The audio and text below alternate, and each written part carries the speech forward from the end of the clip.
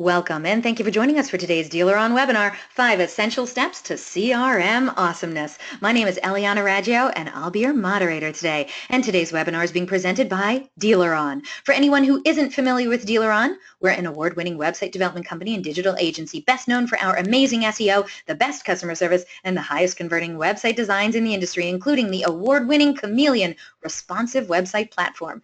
When we got back from NADA a few months ago, we were awarded the Driving Sales Dealer Satisfaction Award for top-rated websites for an unprecedented 6th year in a row. We also took home the AWA Award for Best Websites 3 times, plus FCA announced that we're now an approved vendor. Oh, big things are happening over here at DealerOn this year. We're still the only company in the industry that offers a money-back lead guarantee program. You want to know more? Yeah, you do. You can check us out at DealerOn.com. And DealerOn is headed to sunny Irvine, California for the Internet Sales Performance Summit, where 3 powerhouse figures in automotive are sharing their experiences and knowledge with you.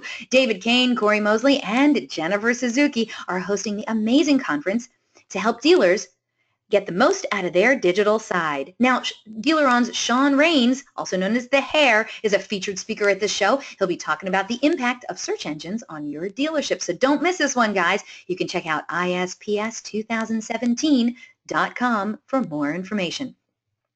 We have a great show in store for you today. We're very pleased to have Bobbie Herron as our presenter today. Bobbie Herron is the director for ZMOT Auto and ZMOT Drive and is responsible for the creation and implementation of digital marketing strategies and conversion best practices for their dealer clients. Utilizing market information and cutting-edge technology to increase consumer engagement and create targeted in-market buyer opportunities, ZMOT is best known for providing unparalleled, tailor-designed digital sales solutions, one-to-one sales attribution, and regional exclusivity for automotive dealerships within the U.S., Canada, and Mexico.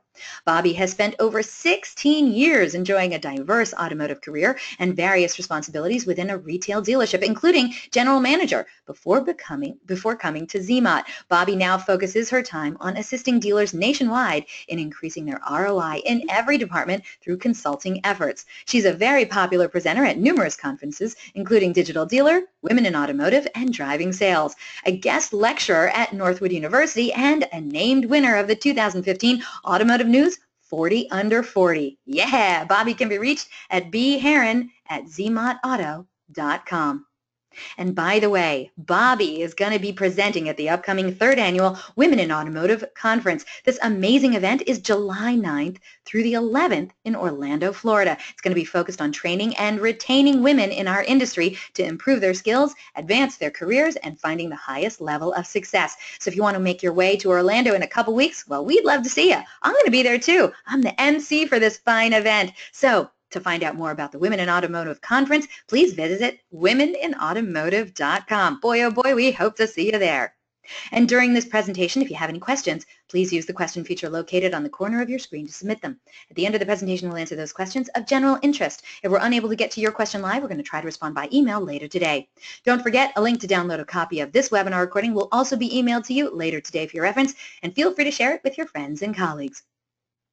And guess what? Our good friends at ZMOT Automotive, wow, they're giving away a great prize on today's webinar. One of you very lucky webinar attendees is going to win a ZMOT Drive CRM Refresh Consulting Package with none other than Bobbie Herron herself.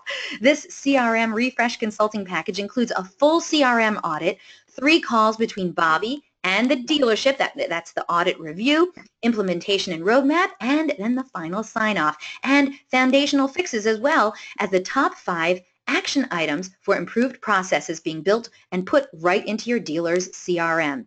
This CRM Refresh Consulting Package with Bobbie Herron is valued at $6,000. Yes, and it's a tremendous prize for you and your dealership.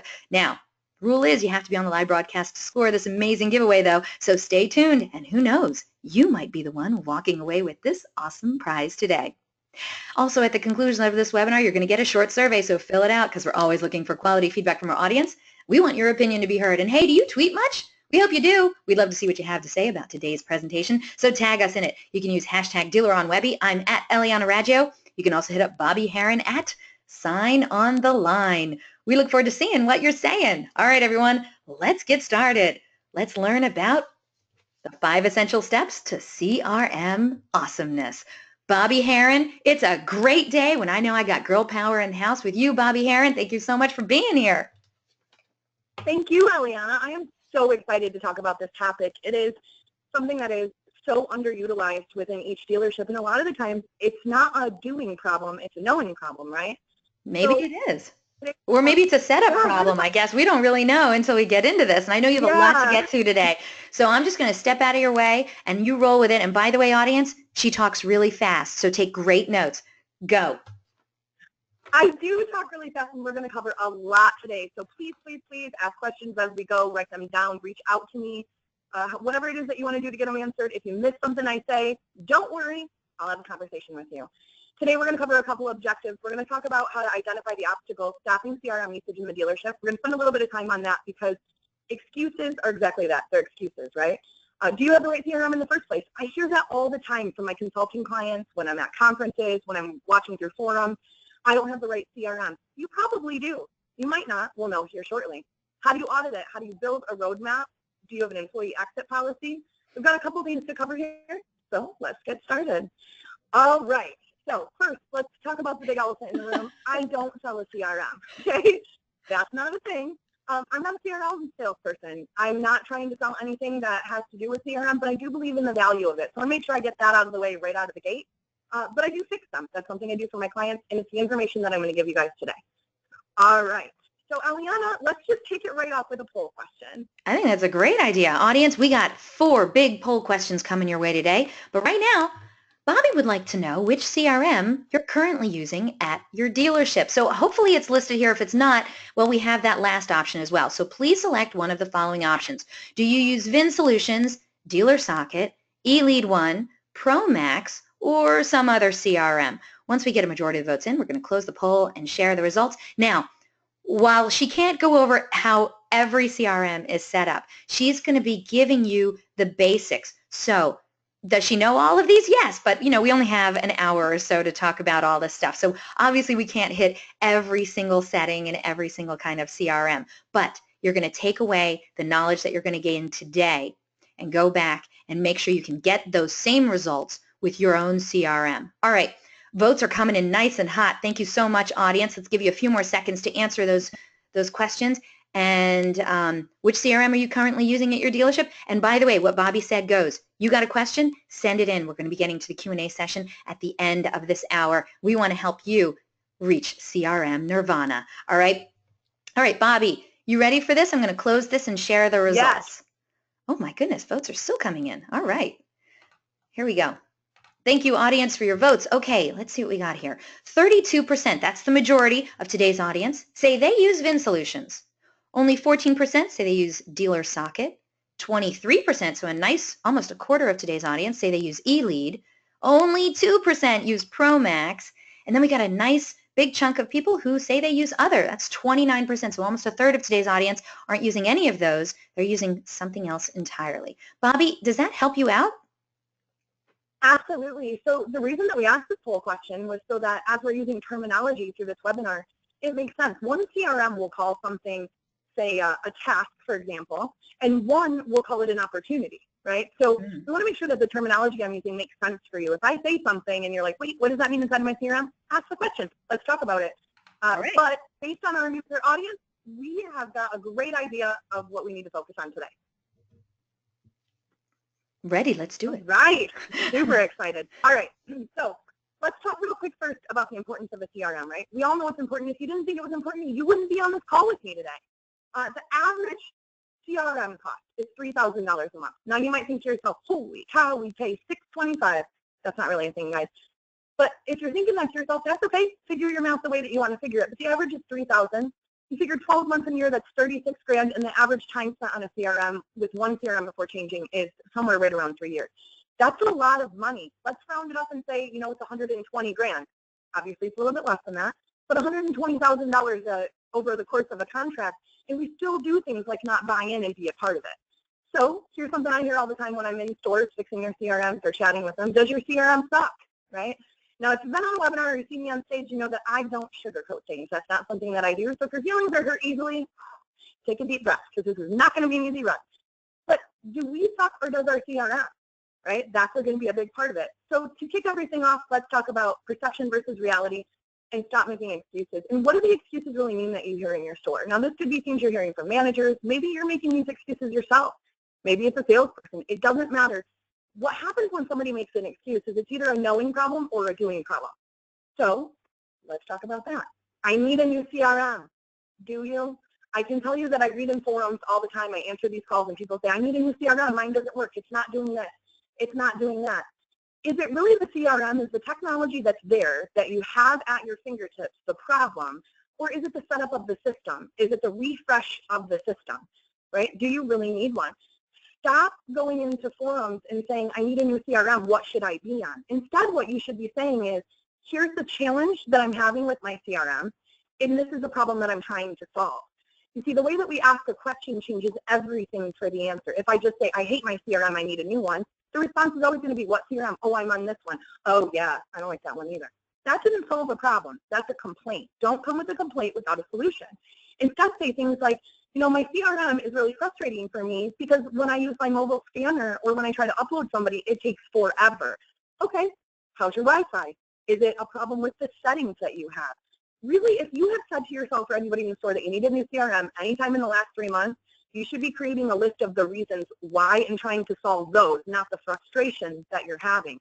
One of the things that becomes a big deal in a store, think about a needle in a haystack, right? It's a really common saying, but if you think about how a needle in a haystack works, that haystack is building, building, building, building, building. Even if the problem on the bottom layer is solved, it still lives under there. So often we feel like things are so much bigger than they are, right? So let's run through a couple of reasons that we hear that people don't want to use the CRM. All right, the first one is, if you look over here on the left, the tasks are a waste of my time. They very well might be. Let me tell you what, if you tell me that I have a task to do, that feels like a chore, right? A lot of CRMs use the word task. Vin Solution uses it because it's a small word and it fits on the window. The problem is when we think about a task or a to-do list, we think about a chore instead of an opportunity. The reality of it, though, is that if your sales staff or your management feels like your tasks are a waste of time, your processes are not customized to match what the expectation is on your floor. If you have 500 call and make this customer call this customer and tell them happy birthday to their car, it's their car's 1 year. This is a plug and play in a lot of CRMs. It's been 1 year since they bought their car. Call them and tell them happy birthday on their car. Guys, your car doesn't have a birthday. But it is a good touch point to reach out to a customer. If the whole store says it's a waste of time, though, and everybody has all these overdue tasks or they're not getting to them, all you're doing is giving them the ability to throw a little bit more hay on the haystack, right? You walk into a manager's office and you say, oh, I have 100 overdue tasks, but don't worry, they're just from the birthday on a car. And if the response is, well, then, yeah, you know, I would do those last. What did you just do? You just said to the salesperson or whoever it was that came in that it wasn't important. And so it doesn't need to be a priority. Then all of a sudden there's 300 that they're behind on, and it's, oh, it's this, it's this. Tasks are not a waste of time if the team is bought into why. What that means is your people aren't bought in and your customized processes are not in place. All right, I don't have time for this. I'm trying to sell vehicles, right? I hear that all the time. I don't have time for this. I don't have time for this. Well, if you're hearing that, it's not that your CRM is taking too long. It's that your team isn't bought in on how it helps them sell more. Maybe they're bought in on, I got to do it because my boss said so. Maybe your management staff is bought in on, well, the owner said we're spending $3,000 a month on this. We have to do it. The minute we make it a have to instead of a need to, it becomes a chore, right? So we need to get them bought in on the why. Talk about it's too complicated. I hate this CRM. I hear this a lot. And look, a lot of CRMs are complicated in terms of setting them up. They're typically not complicated to use. It's usually an understanding problem. So they're not trained properly, right? If it's going to take you 20 steps to accomplish something, but it's available in 4, did anybody tell them how to do it in 4? Let's remove the obstacles, just like we would if we were selling something. All right, it's always broken. It doesn't do anything I need it to. I hear this one a lot.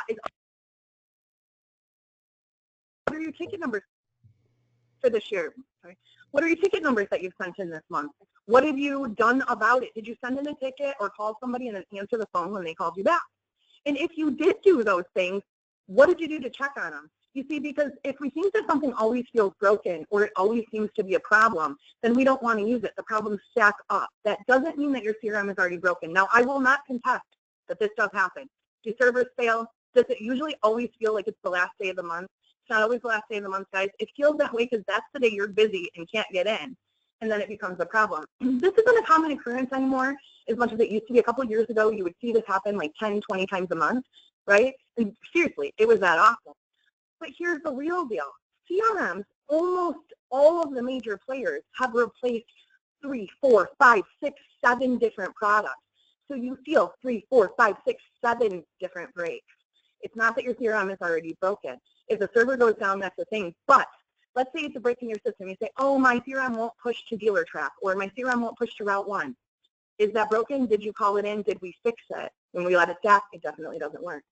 I use my own CRM. This is my favorite one because I'm not a sugarcoater, right? I use my own CRM. Sure you do. You got a post-it note policy going over there? What's red mean?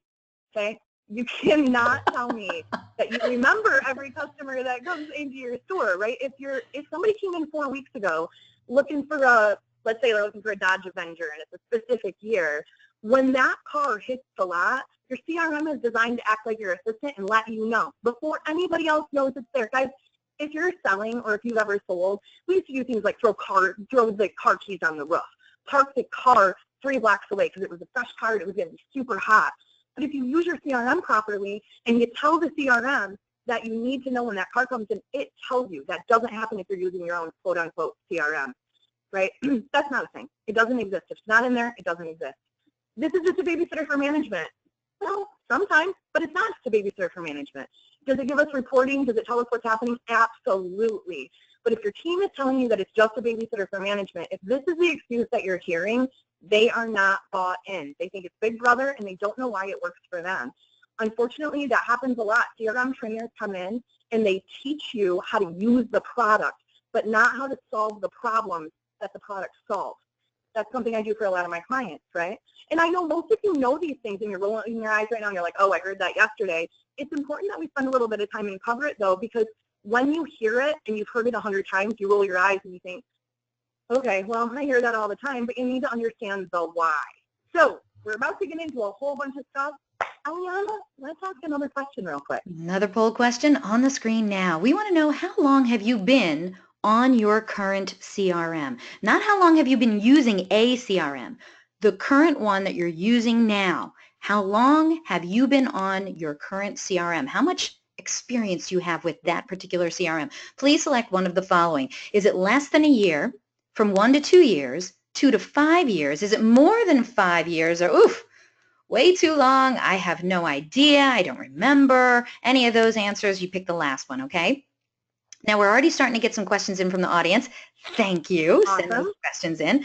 By the way, you also got a shout out from the YouTube diva, Elise. She is here. Hey. She tweeted out that she's on the Stairmaster and she couldn't help but she had to be here, so she's listening in while she's working out. I love that. I love it too. Hey, people, no excuses. No excuses, baby. This is important stuff right here. Okay. Votes are coming in fast. Audience, you're doing great. Thank you so much. Hopefully we'll get as many votes as we did on the last poll question. And then after this one, we got 2 more poll questions coming at you in a little bit. So very interesting results that we have here. Is this, and this is unofficial results, right, Bobbie? I mean, have you asked this question before? Do you happen to know what you think? I ask this question a lot, actually. Oh, do you? All right. do. Let's see if what you think is the top answer really is the top answer. All right, audience, thank you so much for your votes. We're going to close this poll and share the results. All right, let's see. Only 12% of today's audience say that they've been on their current CRM for less than a year. So 12% have a brand new CRM at their dealership. The majority, however, 38%, say it's been anywhere from 1 to 2 years. Now, nearly a quarter of today's audience, 23%, say it's 2 to 5 years. And then we got some crazy dealerships out there that have had their CRM for longer than 5 years. 27% have had their CRM for longer than 5 years. And no one said the last one. Everyone knows how long they've been on their CRM. So, Bobbie, does this help you out? Does this make anything different? This absolutely does. So I love this question, and here's why. When we're going through this stuff, you're going to see that people will say, well, I'm brand new on my CRM. I don't need to refresh it. Your CRM is not plug and play, guys. A lot of people, though, are the 1 to 2 years. And what does that say about our industry? Look, think about the poll question in poll question 1, VIN, dealer socket, e-lead, other. You're like 32% on VIN solutions, 14 on dealer socket. How many of those people switched between the two? And I'm telling you, while those systems are very similar in what they can accomplish, they are not the same. So a lot of times you'll have people say, well, I was on VIN Solutions and it did this and now I can't do it in Dealer Socket. Well, sometimes it's a setting issue, right? And those are the things that we're going to cover today. So this is very, very helpful information as we go through. You're going to see I'm going to tailor some of the stuff that we talk about based on who you're with and how long you've been there. So great stuff, Eliana. Thank you. You're welcome. All right, let's kick this off and get started. Now, some of the stuff that we're going to cover, you're going to say to yourself, I know that. Well, if you know that, make sure it happens, right? But the first thing I want to talk to you about is buy-in, because there is absolutely nothing that can happen in a dealership and get it accomplished if you don't have buy-in. Now, some people are leaders who say, I don't care if you're bought in, that doesn't matter to me. Some people are leaders who say, absolutely, I want to have the buy-in. I'm here to tell you that the only way you don't have a failure to launch situation with a CRM is to get them bought in. Not that you haven't tried, there's a lot of different ways, but the very first thing that you're going to do when we're talking about this is think about the levels of buy-in that you see on the screen, right? So we've got 7 different options here. You're really going to start to break down the teams in your dealership by both people and by department, right? So this isn't just about fixing your CRM, it's about creating a culture where it's getting used. Why is it getting used? Why is it not getting used? What the objection is, how to fix it, and then how to set it up. So you're going to have people who are passionate about the CRM, probably those of you on the phone right now. People who are kind of engaged, who are in agreement, but most of the time what you're going to see is either compliance, okay, but where are the loopholes? You're going to recognize that by the people who show that they did their calls today, all 100 of them, but they all happened within 1 minute, right? You called 100 people and you clicked that button 75 times. Wow, you're a speed dialer, that's awesome. No, you're compliant, you're showing that you did it, but it didn't actually happen. Apathy, I just don't care. Passive resistance, which is oops, and active resistance, which is no way in beep that we're going to do that. Here's the most important thing that I can tell you when it comes to this level of buy-in. You have influencers on your force. Think about them. They're the people who everybody surrounds. They're the people who walk into a room and everybody listens to. Doesn't have to be your best salesperson. Doesn't have to be your best employee. Doesn't have to be your best manager. Who influences your team? That's the first person to get bought in. Think about when you have a conversation happening on the floor for a water cooler conversation, right? Things like, well, we're not getting enough of the trade. We're not getting this. We don't have the inventory. And everybody's listening and then everybody's spun out for the rest of the day. That's your influencer, and that's who you have to get bought in order to start the changes inside of your store.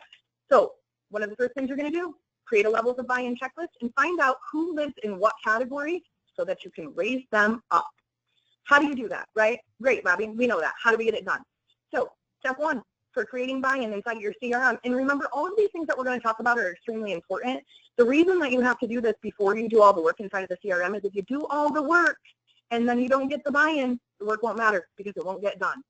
So first thing you're going to do when you're doing buy-in is a manager's first and then team meeting. Put all of the managers into a room. Remember, we're going to level them out by where they're at.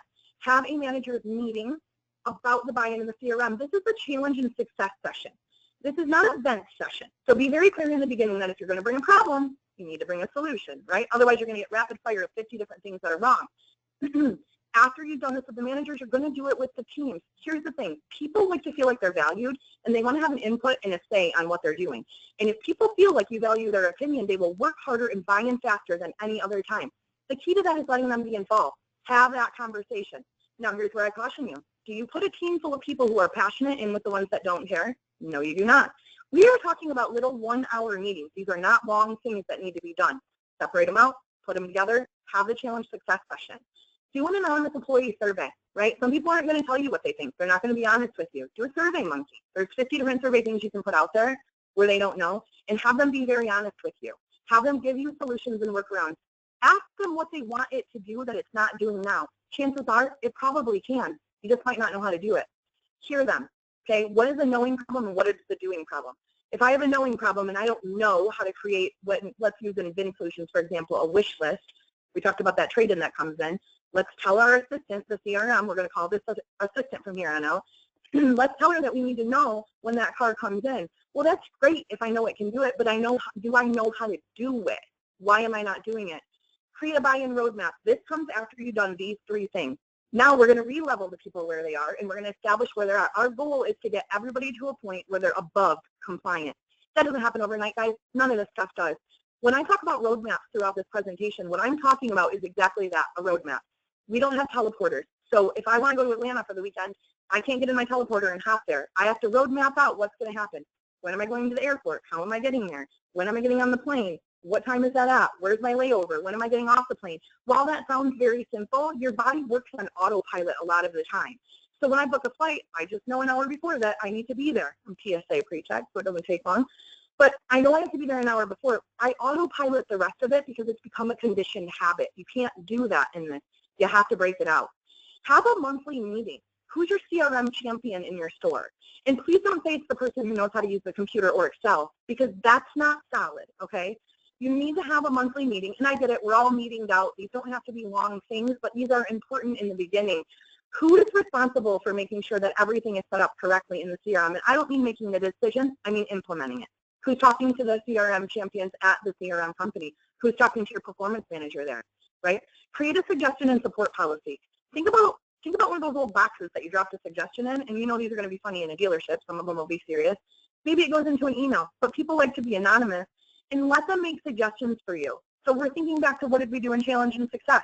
We created a suggestion and support policy right in that moment, and we're allowing our team to help us grow and build our business. This is a huge thing with buy-in. I've got ideas for you on how those meetings work, on how you can put money behind them or spiffs behind them, but this is a very basic thing to start out with. What you're trying to do here while you're creating buy-in is really just get an idea of who's where and what's happening in the store so that you can make a change. I hope that there are owners and GMs on this call listening, because this is something that I'm certain that if you have a CRM champion in your store, they've probably already suggested to you. All right, let's roll into some stuff that's going to go super fast-paced. We are going to talk about the very first thing, and that, my friends, is audit. Okay, audit your CRM. Now, 12% of you have been on for less than 1 year. You definitely need an audit. You're plug and play. Don't think because you're new on it, it's all rolling right. It's not. 1 to 2 years, you have information that has changed. 2 to 5, and then 5+, my goodness, nothing is the same, right? CRM companies, in my experience, don't send somebody out to audit your system. Now, can you have a performance manager on a call once a week through your CRM company or somebody that helps you? Absolutely. But for the most part, you're rolling on your own, right? You're getting caught with your pants down. Don't be commando during this. That's not a thing. So let's talk about how we take action on an audit, basics and advanced. All right. If I can tell you one of the most important things that you can do inside of your CRM, let's say you do nothing else after this call, absolutely nothing. Let's talk about users and their assignment roles. One of the biggest problems that I see in a dealership is we will have users inside of a CRM with like admin access or manager access that haven't worked there in 3 years. You're giving them your database. What are you doing, right? They can download your customers, right? They can continue to work with them. We had a store a couple weeks ago that is a client of ours that we were working with that we took on for a CRM refresh. I'll tell you, the customer that we were working with, the client, goes into the CRM and he says, why am I not getting any internet opportunities this week? I call leads opportunities if you don't know that. But why aren't we getting any? Like, we haven't had any in here. No, this isn't a Zima Auto client. This is a Zima Drive client. So it's a consulting client. And I go, let me take a look at this and see. We get inside of the system. The manager that used to work there that was fired months ago had went into their system and removed all their lead addresses, except for 2. So they felt like they were still getting stuff, but guess what? They weren't. It was going to his new store. And that was all because the users in the system weren't right. What about vendors? How many times do you give a vendor or a partner your access to your CRM, whether it's your password or one for them? And I'm not saying don't do that. I'm saying monitor it, right? And then you don't work with them anymore. Why are you giving them your stuff still? What is happening here? The CRM houses what we call, well, you'll hear a lot of dealerships call a blue sky. This is your customer database. It's everything that you pay for. You're paying on average in the industry $23 for a lead to come in, over $100 to get somebody into a store, and then you're handing that access to somebody else. Assignment and roles, check everybody's assignment and role. Why do you have 75 admins in the CRM system? 75 people are not in there going in and making changes to your stuff. You might say, that sounds simple. When's the last time you checked it? When's the last time that you group people off and put them in there? How does that affect your business? Just like that. What about alert types? Let's say you go inside of your CRM and you build out all these amazing things, or your plug and play. Look, it could be either one, and the alert type that's in there is wrong. All of a sudden, the alert, when a task fires, right? A task fires is part of a process, whatever word you want to use for that, fires to somebody, and they never get it because it has the wrong phone number or a bad email in there because it was set up 4 years ago. Then you give them a reason to give you an excuse like, well, I didn't know it happened. It wasn't there. Talk about signature lines. This is a big one. Sounds simple, right? Do you have 75 pictures and videos in your signature line? Get them out of there. You're going to go to junk mail. That's exactly what's going to happen. Anytime you put a picture or a video in an email, it has to be worth the ROI if it goes to junk, right? You got to humanize yourself, but you don't need 75 things there. You also don't need a picture in there that looks like a selfie from a party on Friday night. Is that what we want to display to our customers? What about direct lines and signatures? Okay, so 2 weeks ago, I'm working on something for a client. We're going through all of their signature lines. Client says to me, well, do we need to spend a lot of time on this? Yeah, sure, let's go through it and take a look at it. The signature lines were filled with direct line numbers that no longer exist or that went to beep, beep, beep when you called them because they had switched phone companies at some point in the last 6 months. You think to yourself, well, that seems pretty simple. It is simple, but it's not something that we make time to do. So you go through the signature line, you call these numbers. This is what's going on every email. Everything that's going on to a client with the wrong phone number in there. You know what else we discovered as a part of searching this is that after hours, because I was testing them at night when I was working late, after hours when I called the numbers that did work, they didn't go to a voicemail. They went to the main line, you know, press 1 if you want Bobbie, press 2 if you want Eliana, press 2, it rang right back to the original message. We're like, man, no wonder the bounce rate on calls is so high. No wonder the hang up rate, no wonder we never have messages. It had been that way for 3 years. This is a good store that follows really good processes, but had they thought to check that? No, because their CRM they thought was plug and play, but it's not. Dealer information, is the address correct? Guys, look, this sounds simple, but think back to the last time that you actually checked this stuff. Is the address right? Is your link to your map directions? How many templates do you have or insert merge codes do you have that say, click this to see the map and it's a merge code and you trust it goes there? Well, guess what? Maybe it went to your old website's map and you've changed websites since then. Probably, because people change those all the time, right? What about customer assignments? How many people do you have living in a bucket that says orphan owner? And then you have automated processes in your system going out saying things like, thank you from orphan owner bucket. That doesn't make you feel special, guys. That doesn't make your customer feel special. Assign people. If you're one of those stores that says, well, we have a bucket of people for when new people start, give it a name. Make it a person, right? Make it something appealing so that when the customer gets something, they have it. More importantly, what happens when the customer replies? You go into your system or you spend all these thousands of dollars for somebody to go in and send out an email for a special that you have, a lease that you have, a purchase, and it goes out from the orphan bucket. If that's not bad enough, what happens when you hit reply? Who does it go to? And most of you are probably saying, well, man, if I'm the BDC person, it's coming to me, the BDC manager, or one of my BD agents. Are they getting an immediate reply? Probably not. I can't tell you how many times I go into a CRM, here's a basic thing, and there's offers inside of there, inside of a template as part of an automated process that no longer exist. Did you give away lifetime oil changes at one time for free and then you were like, that's a loss leader, let's not do that anymore? Have you checked to make sure that's not still going out? There's nothing worse than taking off a customer for customer engagement and then not getting the work done. You're putting all this work into everything, all these dollars, these simple things are just there and not working, right? Inventory and merchandising. Okay, let's talk about that for a second.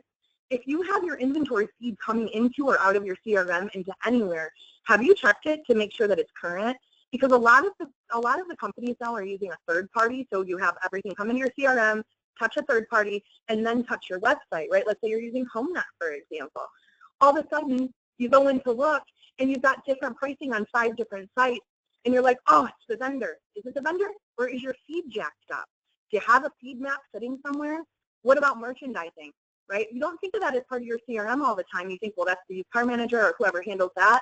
Well, what if that person is doing their job inside of vAuto and vAuto pushes into the system and then all of a sudden they don't match? Now when you push it out, it's not there and it becomes an excuse. Here's one thing I hate, plug and play processes. Your CRM is not plug and play. Your CRM company is not qualified to decide what happens in your store. We're going to delve into processes harder, but they're not qualified to do that. Can they roll you out on a launch or put stuff in and say, hey, this is what we use, this is what we've seen as best practice? Sure. How many of the people in the CRM company are working on the floor? And look, that's not a critical thing. They're doing you a favor, giving you something to start, but your CRM isn't plug and play. You cannot just leave that stuff in there and have that fire.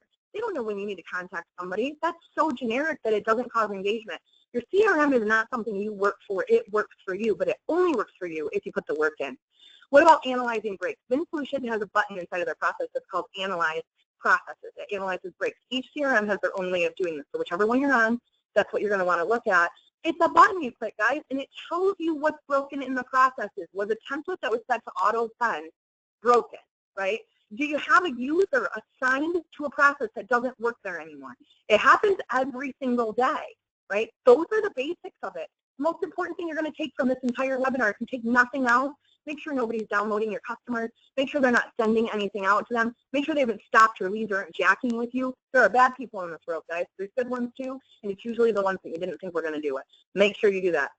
Advanced, what are you checking in this audit? You're checking custom processes and statuses. Here's what I mean by that. Whatever you call it in your CRM, a process is what fires when a customer does something and an employee takes an action. For example, is your process for a showroom visit set up to say, anybody who comes into the showroom and doesn't buy the car follows this process? That's not how this works.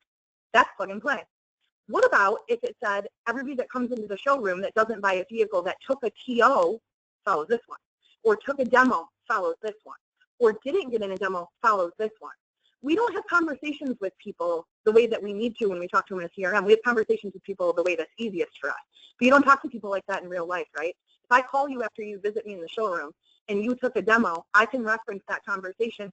Oh, you took a demo in the car. You liked it. I probably wouldn't use the word demo. But you liked it. We did this, blah, blah, blah, blah, blah, whatever. That conversation is not the same. So in an advanced audit, if you're a store who's built these things, you need to make sure that they're still there. What about statuses?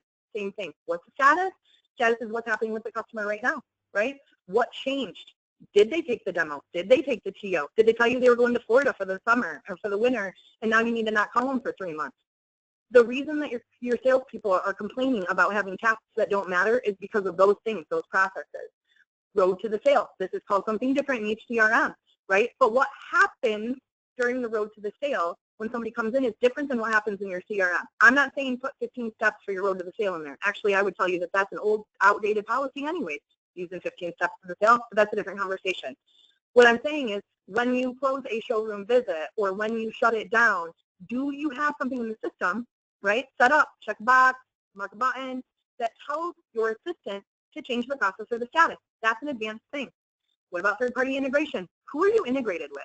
I think you'd be surprised to find that if you go and look inside your CRM for where your feeds are going out to, you're probably not working with some of those people anymore. You want to know why everybody has your inventory all the time happening? Sure, they can grab it, but a lot of times your CRM is sending it to them on your behalf. Now, are they doing that to tick you off? No. They're doing it because CRMs aren't plug and play. So as a courtesy, they put it to everybody, and then you're supposed to go in and customize it. Talk about templates. I hate templates. I'm not a fan. I'll tell you right out of the gate. That's not a thing unless it's a blank template with a signature line that you checked, right, because that was a basic audit, and it's there. That's different. But neither here nor there, a lot of stores will use the templates, right? So are they right? Did you go in and check them? Probably not. There's 150 in your plug-and-play system that you probably haven't looked through, but that people can go ahead and go in and check. Outgoing and incoming feeds. That doesn't just apply to third-party integration, guys. That's your merchandising. That's your pricing. That's everything. Spending thousands of dollars to not have those things be right. All right, here's one I love for advanced audited. Busy hours and days. People say to me all the time in markets that are closed on Sundays or work till 8 o'clock, they say, well, our hours are set for our salespeople or our BDC, and we do, Monday through Saturday, and these are the times. And I say, how'd you pick those times? Well, that's when we were open. Well, okay, that's great, but that's not when the customer is contacting you. Do you know that most of your CRMs have a report inside of them or a button inside of them that you can actually click that will tell you, and you can customize the date when you're actually busy? Not gut, guys, facts, data that lives inside of there. It will tell you, hey, your incoming lead opportunities, you're getting hit with 30% of them on a Sunday between 12 and 3. Okay, we're closed on Sunday. I probably should put somebody on that. I probably should tell somebody that they're working on Sunday for 3 hours. I'm going to give them Monday off, whatever it is. When are you busy that's coming in the store? So your CRM isn't just designed to engage the customer or be Big Brother. It's designed to make you more efficient, every part of your business more efficient. Let it tell you when things are being put in. That's why it's so important that showroom visits are closed on time. Your text policy, do you have one? Is it set up inside of your CRM? Are you manually opted in or opted in? I did a webinar and a conference on this not long ago. I'm happy to send you the recording of that if you'd like. That's a big, big deal, right? But is it set up? Are you just assuming that a team knows what to do? This audit right here that we're talking about looks like it's very simple. Looks like it won't take long at all, right? It takes 20 hours when I do this audit for somebody, but I delve really hard and deep in. These are the basics of what you need to go over. These are the things that are jacking your system. We're going to talk about foundation shortly, but these are the items that you need to go in right now, audit, find out what they are, and find solutions for so that you can then have a buy-in meeting and have these be done. Let's stop sending out stuff that isn't accurate anymore. Let's stop doing that to ourselves. All right? All right, Aliana, let's have a poll question. You are flying through this. All right, audience. I am so much. Let's go to this question right here. When was the last time you audited your CRM? We want you to think back and we want you to be as honest as possible. If you really don't know the answer, we have that answer on here, okay? So when was the last time you audited your CRM? Never. Didn't they do that when it was installed? Yeah, they did. We've periodically checked certain pieces of our CRM, but not like a full CRM audit. How about the third answer is, I think we did it a few years ago, or I didn't know we were supposed to do that, or CRM audit. Yeah, we're totally on top of that. We do CRM audits all the time. We are good with that. We have another one coming up right around the corner. One of those answers, yeah, hit that last one, all right? Once we get a majority of the votes. Yeah. I know, right? Once we get a majority of the votes in, we're going to close this poll and share the results. I feel like right now people are turning to other people and saying, yo, when did we do the last CRM audit? That's what I think is going on right now, because the votes are not coming in quite as fast as they were before. Well, the reason I wanted this poll question to be after I talked about audit was exactly that, right? The reason I'm asking you guys this question for this one is to make you hyper aware of it. I didn't want to ask it first before I told you everything that goes into an audit, because that is a real audit, right? We put, like I said, we're putting $120,000 over 3 years into a CRM. We're funneling all of our advertising money in there. We're using the reporting to hold people accountable and do everything. And yet it can't be accurate if that stuff's not done. So this audit is so important. I agree with you. All right. Well, you know what? We have most of the votes in. So audience, thank you so much. Let's close this poll and share the results. All right. Let's see what everyone else had to say. Only 8% of today's audience said never. They did it when they installed it. 74%, however, the overwhelming majority, 74%, says that they periodically check certain pieces of their CRM and audit that, but that they haven't gone like full dive, full CRM audit. All right. No one says they did it a few years ago. 8% of today's audience said they didn't know they were supposed to have a CRM audit. And then 11% said that they're totally on top of CRM auditing. They are CRM audit ninjas. Okay. I love it. But is that what you were expecting? I was expecting to see the bulk of the audience say periodically, because normally when we audit our CRM, it's when there's problems, right? It's a reactive thing. We go, something broke, I have to go in and look at it, or I saw an email that had that information in it, oh my God, I can't believe that went out. And then we're going in and we're auditing it to fix it. We're reactively fixing the engagement that we have with our customers instead of proactively. So those results are actually pretty close to what I thought we were going to see. Sweet, let's go.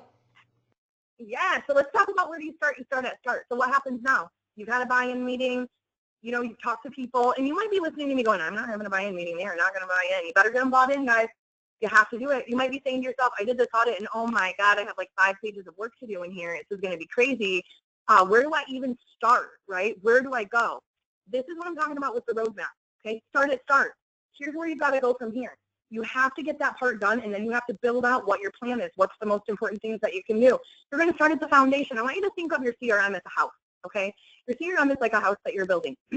It's the base of it. It's the basement. It's the foundation. If the foundation has cracks in it, you can't put up walls, right? You're building a new home. You can't put windows in until the walls are up. And yet we do that all the time. We think all the way to the grand scale of the top, and we go, I'm going to pick my curtains right now. I'd love to hang those up. There's no windows, guys, and there's no walls. Where are you going to put those curtains? Why are you focused on curtains right now? Stair step this out as a roadmap so that you have a real foundation of where to begin. They fix the cracks that they have. Go into the data and find out if it's dirty. If you go in and pull your list for your customers and you say, okay, I've pulled in the entire database here, and it looks like I have 500 active files from the last month. They're not getting marked lost or bad. They're not getting marked the way that they're supposed to be, or they're not in the right process. Your data's dirty. Your CRM can't work for you. You have to go in as one of the foundational fixes and look to see how many people have open active files in your system and nothing is firing. They're just sitting there. That's a Post-it note CRM. You just turned your CRM into a Post-it note CRM because there's nothing reminding you of what needs to happen. And I'll tell you, with 38% of the audience being on a 1 to 2 year, you guys are the ones that need to look at this and really get that cleaned up because it can't fire right. This is a time-consuming thing. I'm not going to make it out like this is easy and it happens overnight because it's not. But when you go in and do all of it, if you can put the time into doing all of it, this is how you fix it. You've got workarounds and wish lists that you can work on, right? So what I mean by that is during those buy-in meetings, did somebody say to you, hey, I really wish the system could do this, and you got on the phone with the CRM company and they go, nope, we can't. Did you find a workaround to make it work for them? Because there's a million of them. I can tell you inside of Vin Solutions and Dealer Socket, between myself and Ashley, there's not one thing that I can't figure out for you how to do in there that I've ever been asked to teach a dealer if it can happen. Now, the CRM company has told them no, because the training and support team in the CRM company is taught to do things the right way. This either works or it doesn't. But being inside of dealerships for as long as we have and spending 6 years helping build a couple of these CRMs as a dealer advisory member and spending the last year doing this for dealers, maybe 30 to 40% of my time, I can tell you that this is a big one and it is an option, right? You talk about in your foundation, some of these go back to what we talked about in the audit. The integration and compatibility is part of your foundation. That's what gets fixed first. We're talking about the roadmap right now.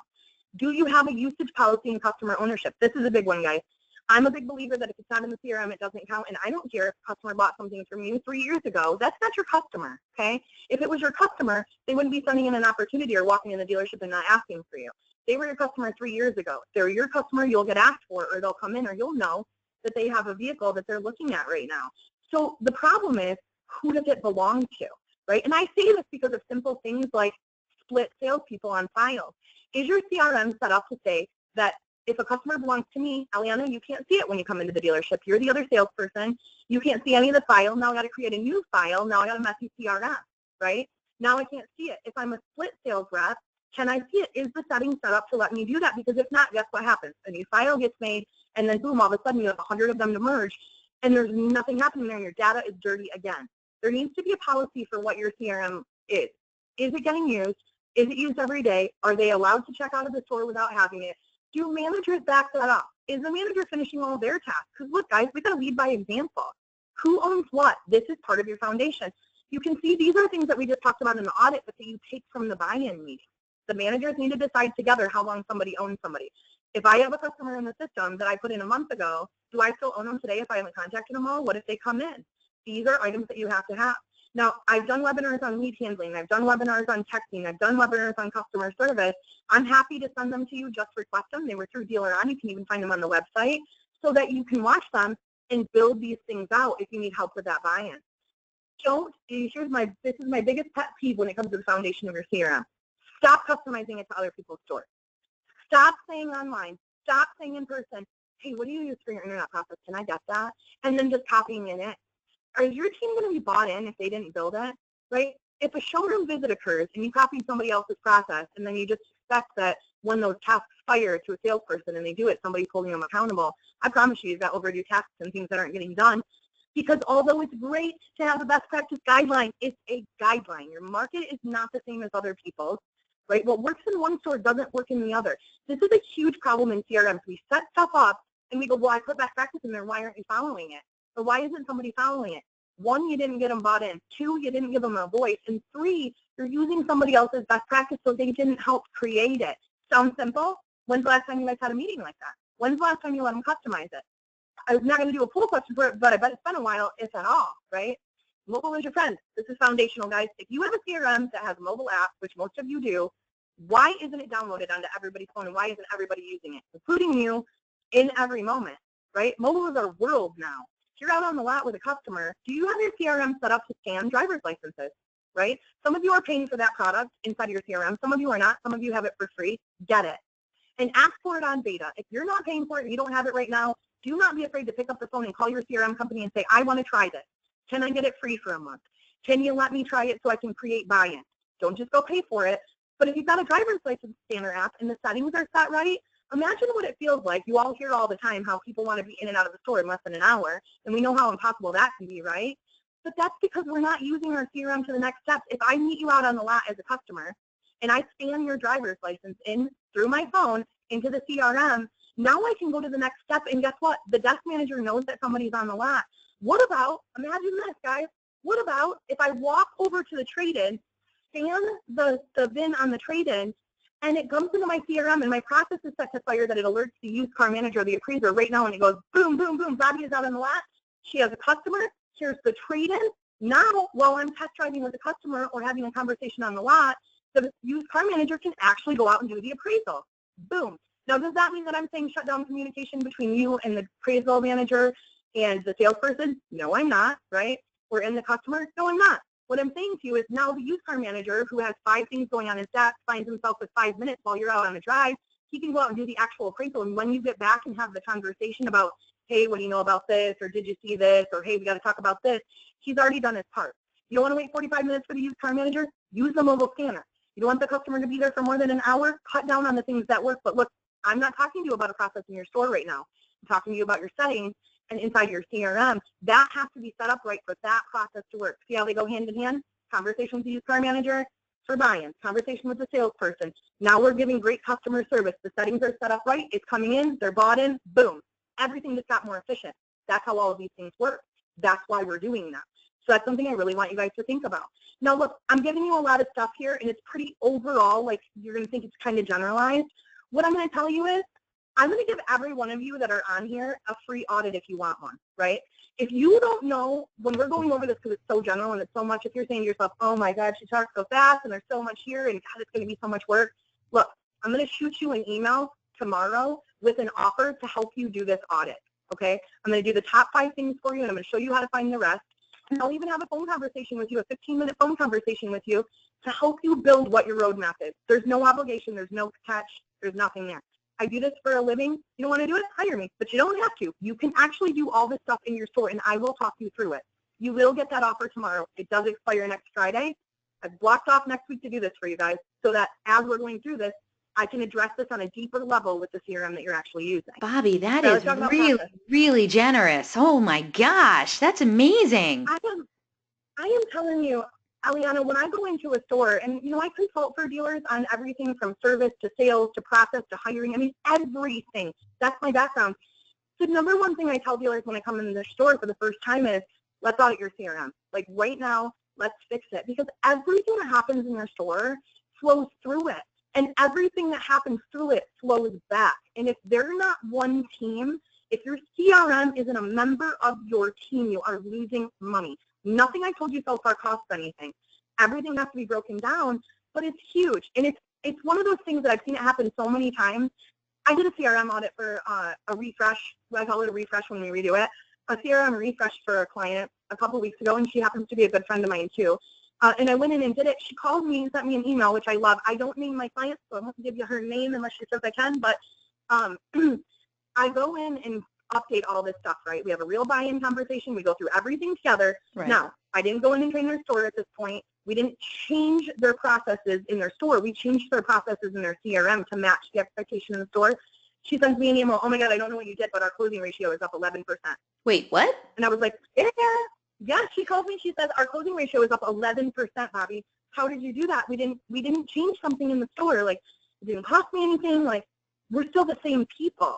Right. I made your CRM a member of your team. That's the only thing you did was audit the CRM and make a few changes in the CRM, and their closing ratio went up 11%? Yep. So you're probably wondering, how does that happen, right? How did you do that with that? That's exactly what me and everyone else is wondering too. And by the way, people are already like, where's that? I want the email now. Yes, thank you, Bobbie. I'm on it. Like they're ready. And I'm ready for them. Guys, this is amazing. If you don't take Bobbie Herron up on this free offer, you are insane and you're not in it to win it. All right. So if you don't pick me up on this offer, you've got a knowing problem, or you've got a doing problem, not a knowing problem for sure. So here's the thing. Here's what we changed. We made the CRM a member of the team. Here's what I mean by that. Whenever in the past, when people were leaving their showroom after a visit and then not purchasing, what was happening is the CRM was firing 50 different tasks to the people, based on some customized best practice guideline from another store. And the salespeople and the managers weren't bought in. So they were like, I'm not going to do that task. It doesn't make sense. I'm going to do this instead. So here's what we did. We had a conversation about what they do in their stores, and we had a roadmap conversation about what they should be doing in the store.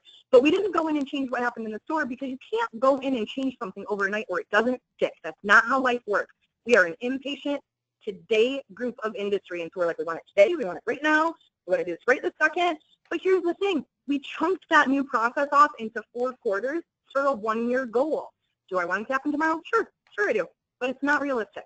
So we said, here's the first 3 months. We're only going to make 2 little baby tweaks, and it's going to be the time that the customers are called, who calls them, and what they talk about.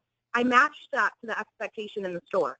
So now when a salesperson or a BD agent or a BDC person walks into the manager's office and the manager says, why isn't those tasks done? They can't say they're not important because the sales manager helped build them. They're bought in. They're like, hey, my expectation on the floor is that you called the customer the day after they left. Why didn't you do it when the CRM told you? Well, I mean, I was going to maybe call them later, or I did. I just didn't log it, which is also crap, guys. But I didn't log it, so it wasn't in there. So I matched their process, one process, showroom visit, to exactly what they wanted on the floor with no tweak right out of the gate. Got the sales managers to buy into that because guess what? I didn't make it up and it's not best practice. It's what they wanted. Do I think it's right now? No, but it will be in a couple of weeks as we start to add things to it. But what happened as a result is that the manager started to hold the people accountable and they started to put stuff in the right way and have it happen and actually make the calls. And we didn't change what they're saying, guys, but we made sure they did it because they were bought in. So what happened for an 11% closing ratio increase? The numbers got real. The process got real. It became real life in the store, matched what the team member was doing, and boom.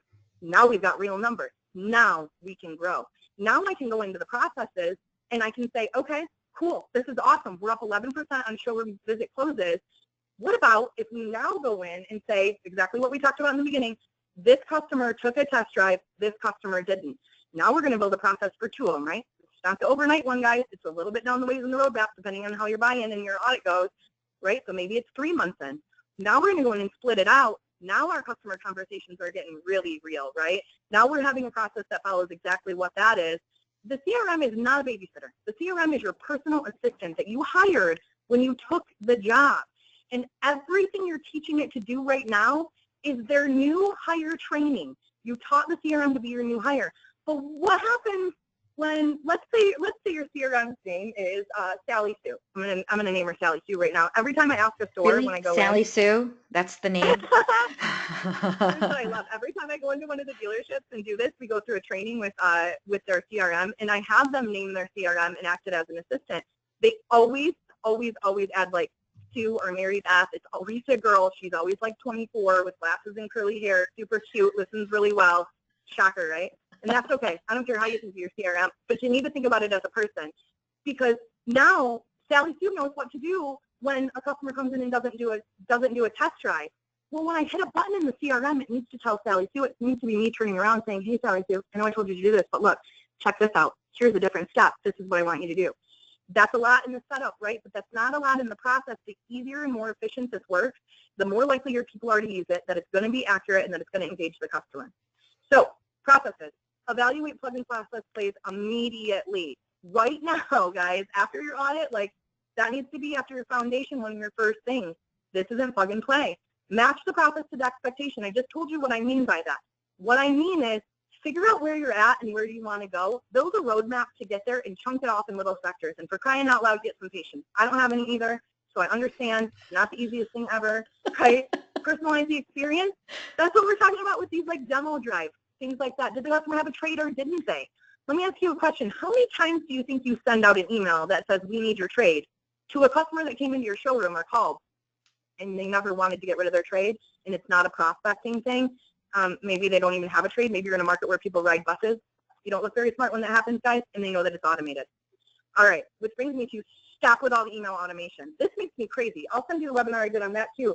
The only time there should be automation in a process in your CRM is when it doesn't matter either way. Here's what I mean like that.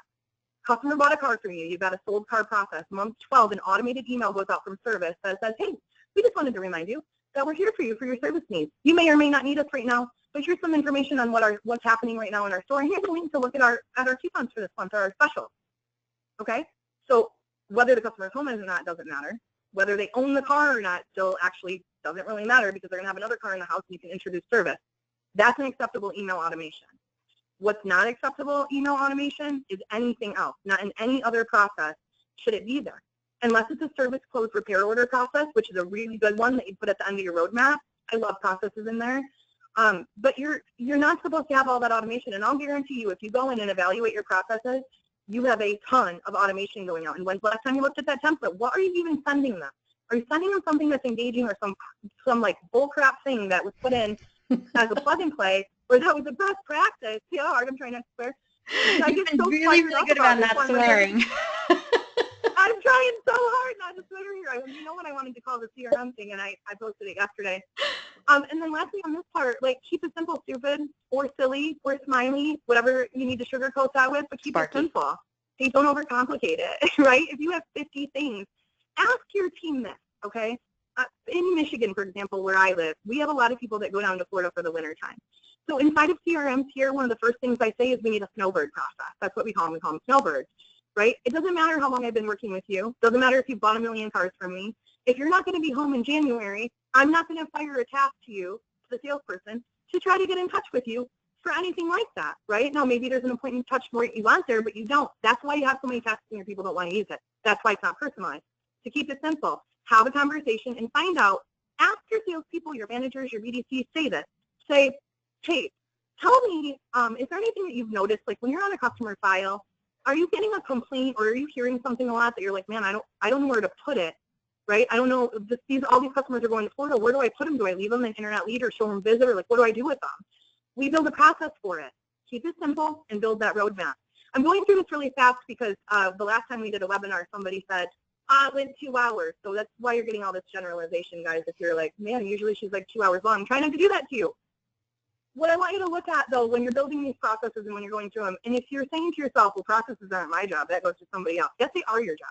Everybody in your store is a salesperson. You are selling somebody all the time, whether it's a customer, your boss, your colleague, your friend. As a matter of fact, when you go back and do these meetings, you better be a bona fide hardcore PR salesperson, because your job at that point, everybody's job, is to sell everybody. So you are in charge of that. Here's what I'm going to tell you about customer engagement. I really, really have to stress that you cannot continue to make decisions on processes or settings or things inside of the store based on gut. It's the stupidest thing ever, guys. It's dumb. Your solution, your CRM, houses all the answers for you. You want to know if a template worked? Go run the report that tells you what the open rate was and what the replies were. Don't guess. You want to know what happens? If you look at your emails, I'll offer you this too. I did an email best practice webinar for engagement, and it was great. I'll send it to you for free. You have everything in this at your fingertips for free. So you go in and you say, well, this template doesn't really work. Nobody answers it. Is it because you put a question mark in the subject line and now it's going to junk mail? Because your CRM can tell you how many times it got open. You want to know if the process that you're using works because you heard at a 20 group, or I mean, crap, maybe you talked to me and I said this is a great process and you should use this, and you used it, and then you're like, yeah, no, it must be working. Bobbie did it here. You know what Bobbie also does? Bobbie goes into the CRM every month for clients, or even sometimes bi-weekly, to look at what the results are, and doesn't make decisions based on gut. The initial things that you put in have to be based on buy-in, and that's gut. That's perception. But it needs to be reality as you go through it and fix it. If you're spending a half an hour once a week, and a half hour is not a lot of time, guys, spend a half an hour once a week and go in and look at the results and make a tweak right then. This email isn't working. They're never getting a hold of a customer when they call them at this time, and that's when the task fires. Great, change it. But change it based on what your CRM told you to change it to. Most of you have the ability to do that in your CRM. If you don't, raise your hand. Call the CRM company and tell them that you want this. And don't take it's a suggestion or a wish list. Don't take that for an answer. I started with VIN Solutions in the Garber Group almost 7 years ago. And I'll tell you what, if you know me on the surface, or if you've seen our interactions, you're like, oh, she loves VIN. I didn't love VIN for a really long time. As a matter of fact, there were a couple times where I wanted to bring the building down. No joke, right? Like, don't sue me for that. But that was a thing. I can't tell you how many times I threatened to get on a plane and go to that office because I wanted something that should have lived in that CRM and it wasn't there. So if you're taking no for an answer, you're the problem. Raise your hand. Ask how to get on their dealer advisory board. Ask how to get on their partnership councils. Ask how to have a voice in what you're doing and make a change. Does it happen overnight? No. But I can tell you that one of the reasons that I know VIN the way that I do is because, guys, I helped build it. Did I write code? Nope. But I sat in a room. I got on the phone. I shared results. The things that that system does, I can tell you right out of the gate, 20 things it didn't do in the beginning that I raised my hand, and so did hundreds of other people, and said, absolutely not, we're not standing for this. This needs to happen. What can I do to get it done? You have to have a seat at the table, and you have the right to ask for it. I don't care if you have a store that has a $600 a month CRM that isn't web-based. I mean, I do care, but not in this situation. Raise your hand and say that it's not good enough. These vendors, these companies, they want you to do that. Even if it doesn't feel like that to you, you're helping them grow and you're customizing a CRM to your business and for other people. Don't put up with it, guys. All right, let's talk about training.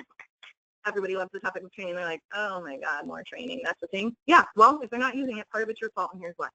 When's the last time that you had trainers in your store from your CRM, right? I come in and train companies on CRM all the time. I come in and train on VIN.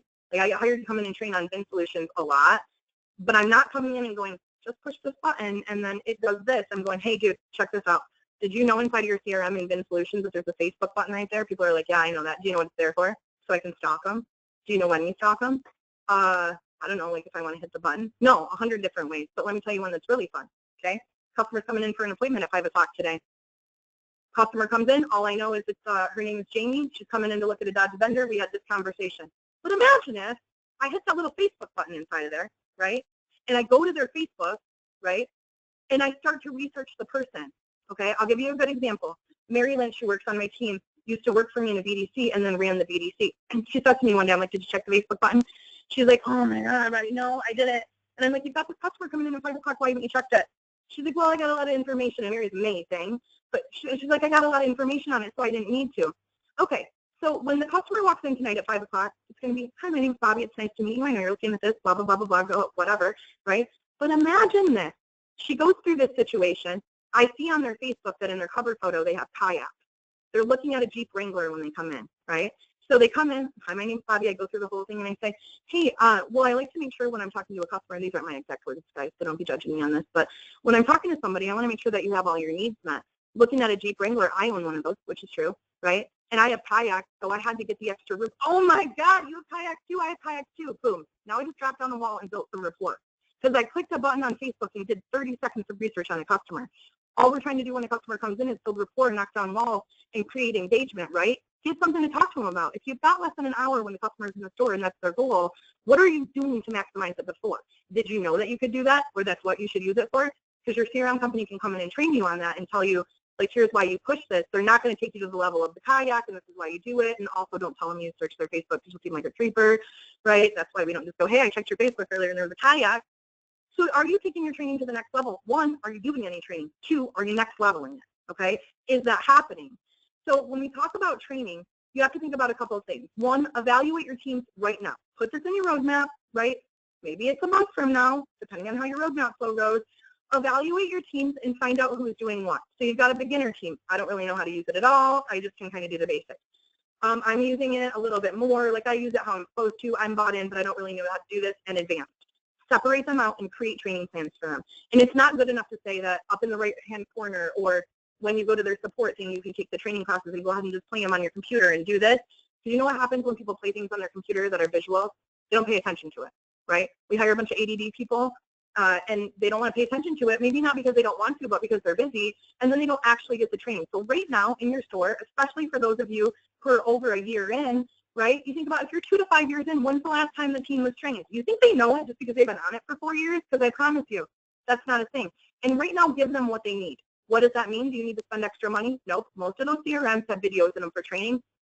Hold it at the end of the meeting. You got a sales meeting every Friday? Perfect. Team A is going to stay for 15 minutes after the sales meeting. This does not have to take a long time, okay? You want to do something to get them to do it? Do a $10 takeaway. You know what a $10 takeaway is? It's where I say, everybody go in and do this training, and everybody who gets it done and shows me that they use something from it gets a $10 bill on the spot. Maybe I'm going to put $100 into that this week. Reward positive behavior with coaching. What are your objectives? This is how you build them. Right now, you have 2 things you need to figure out for training. Who's doing what and where, and who needs what, and what happens if somebody hires in, right? Based on what your team is doing, create quarterly training agendas. You don't need to have a trainer in your store to do this, guys. You really don't. You should, you can, but you don't. You can do it internally. If quarterly you're doing a refresh, the CRM companies come out with something new and wicked awesome every day. If you even knew 90% of what you can do in that CRM, it will blow your mind. But we don't know it because we trained on basic stuff in the beginning, and then we say things like, well, they know how to use it. Or, well, Bobbie, we had a trainer in here like 6 months ago. Yeah, what did they train on? Was it basic? Was it advanced? Was it buy-in? Was it things like, if I'm the salesperson and you tell me to hit the Facebook button, I'm not going to hit it. I'm not bought in. But if you tell me that I can create immediate rapport and how, and I'm like, ooh, that's kind of cool, boom, now I'm bought in. That's training people. New hire policies for a CRM. This blows my mind. I despise this, and I talk to my clients about this all the time. You hire somebody and you think about this, guys, how many times has it happened this month alone? You hire somebody new and they come in on a Tuesday morning at 8:30 a.m., right? and they're supposed to meet with maybe a manager. I'm not picking on the managers here, but this is your responsibility, guys. So they come in and they're supposed to meet with the manager, and the manager says, oh my God, well, I just got to finish this meeting real quick. Go ahead and have a seat. Your desk is going to be over there. I'll be with you in like 10 minutes. 25 minutes later, right? If it's that, they're over there like, okay, you know what? This came up. I've got a computer right here. You're going to use. I'm going to go ahead and get you logged in for, you're going to do your OEM training. Okay, great. You're going to do your training on here. Okay, okay, great. Oh, shoot, I don't have a login. It was like 1 o'clock in the afternoon, right? And you go through all this stuff. And if you give them training on a CRM, typically what happens is that it's like the recorded training, which is fine. I'm not saying it's not okay. Something's better than nothing, right? But have a policy for it. Here's what happens in that mindset, though. You just taught a brand new person in your store that their time and their efficiency doesn't matter because you didn't make them a priority. What if, just imagine this for a minute, when you hire somebody and they get there, their desk is ready, their business cards are there, their logins are set up, and there's an agenda on their desk, right? And it says, here's where you're going for this, and here's where you're going for this, and this is what you're going to do today, and here's the break. That took me less time to do it, guys. I made that agenda one time, and all I had to do was fill in logins and passwords, and now that employee is set for the day, and it doesn't matter if I have 20 meetings or not. I'm not setting up an expectation that it's not important. Bringing people on and not training them for your CRM sets an expectation that they don't have to use it. And then later, we say things to ourselves like, well, I wonder why Fred's not using the CRM. Fred's not using the CRM because you didn't make it a priority. That's why it's not happening. So the accountability has to be there. What about best practice for contact timing? When's the best time to contact a customer? Does your sales staff know that if, and some of them will, but does Fred know that every day when he makes the calls at 8 a.m., because he blows through all his call lists at 8 a.m. before 10 when he starts his other stuff, and he doesn't get a hold of 20 people, and every day he's like, I call these 20 people every single day, and I'm not getting a hold of them. Does Fred know? Does he know that he should try a different time of day? And that sounds simple, guys, but I'm telling you what, you'll be amazed. Do they know that Fred sent in an opportunity or an email at 3 o'clock 2 days in a row, and 3 o'clock is probably a better time to talk to him? Are they trained on that? This isn't just training them on the CRM, it's how to use the CRM efficiently in your store, right? Do they know that that a bunch of customers in your market that your CRM shows that the highest point of contact happens on a Thursday night at 7 o'clock? Bet they don't. What about email and phone best practices? I offered to send you the webinar that I have for email. You're welcome to it. It's best practices. But how many of you are saying to yourself, well, I don't let certain employees send email? I have employees working for you that you can't send email, right? Because they sell 50 cars a month. Okay, that's fine. Teach them, okay? Teach them what the best practices are. Don't use things like question marks and subject lines because they go to junk. Don't put 15 cars into this email with pictures because 5 years ago somebody told you to do that. Because guess what? If I'm walking through Target and you sent me 5 pictures, my email's not going to load because their Wi-Fi is crap, and guess what I'm doing? Bouncing from your email and not giving you any engagement. So do the teams know that, right? Do they know that that happens? Do they know to end every email with a question? Do you know that? I'll teach that to you, and I'll send you a webinar for it. But do you know to do that, and are you sharing it? Required response content. This was a big one for leads. How many of you could walk out into your store right now and say to a BDC agent or a salesperson, hey, can you tell me the 3 things that CDJR requires in an email going back to a customer on a first response for a lead? Some of them might be able to tell you what you require and if they do it, but do they know it's an OEM requirement? Or do they know that it's your expectation or what needs to be in there? Probably not. And then we say things like, well, they just don't know what they're doing, or we read their email and we get mad and we're like, oh my God, I can't believe they sent that. Did you do something to make sure they didn't know? This is training. This is a training agenda. This does not take long to put in. This is something that if you build it right and spend the time on it in the beginning, it's a handout. It's an easy thing. I'm going to show you an example of one in a moment. What does a source mean? This is a big one, guys. Do you know what the sources mean inside your CRM? Do you know if something comes in as a OEM lead, what it is? Or do you know when somebody comes on the showroom floor, if it says Capital One mailer, do they know what it means, where it came from? Because you need to know not only now, but a year from now, 2 years from now, when another lead comes in from the customer or when they're ready to buy their next car, do we know how they found us? And do the salespeople know what that means in terms of talking to them? Are your processes set up for it? Is it said, hey, if this came in, I'm using Capital One mailer because I read an interesting thing in a forum this morning, so don't judge me. I'm not suggesting a mailing. So, but if you look at that and you say, the system, Sally Sue, is going to follow this process because it's this source, guess what you just did? You just increased your engagement because you personalized the conversation and you set everybody up in the store for success in the conversation, right? Mobile adoption. This is a huge one, okay? We talked about mobile a little bit on your CRM. Things like using it, stop filtering the IP addresses in your CRM. Did you even know it could do that? To not work in certain areas. If you're saying that your salespeople can't use their CRM from home, why are you spending 3 times the amount for a CRM that has the technology to be able to use it from home? And these same people always say to me, well, I don't want them to download my user list. Well, I just looked at your settings and you have them set as an admin, so that's probably not good either, right? They already can, okay, if they're set that way. Mobile adoption is huge. Train on it, teach on it, put it in on why you use it, increase the satisfaction of your customers and the engagement. That is a big deal. Here's a new hire example of a training form. This is one of the handouts that's available to you today that you can download, and Eliana will tell you a little bit more about that in a minute. But I didn't make this form. I used this one because it's an easy one, and it was the first one somebody gave me 4 years ago. Her name is Mary. She's amazing. She built this inside of her store. It's just really simple. And it's a CRM training summary for new users. Now, this one is geared towards Vin. You'd obviously have to change it. It takes 10 minutes to build this, guys. This is what it looks like when they do their training. Okay, here's all the things that are important based on what we talked about, foundation, audit, buy-in, and here's what got done. Here's the assignment, right? They use a cartoon character so that it doesn't come in as a real lead and it's easy to filter them, right? Or whatever they're doing for testing, comments. And then the CRM champion in the store, whoever that is, whether it's the manager or the person who runs the BDC, typically it's the BDC person or the internet director, marketing director, comes in and signs off on this. Because I'll tell you what, if you did the training that I asked you to do in 3 months from now, you're telling me that you don't know how to do this and you didn't ask for 3 months, we've got a doing problem. If you ask me 50 times until then, I'm awesome with that. If you ask me the same question 100 times, I don't care. As long as you're using the knowledge, you might not remember what the answer was. But if you did the training, aren't doing it, and then tell me you never were taught, we've got a bigger problem, and I can go back to this form and make sure that you understand it, okay?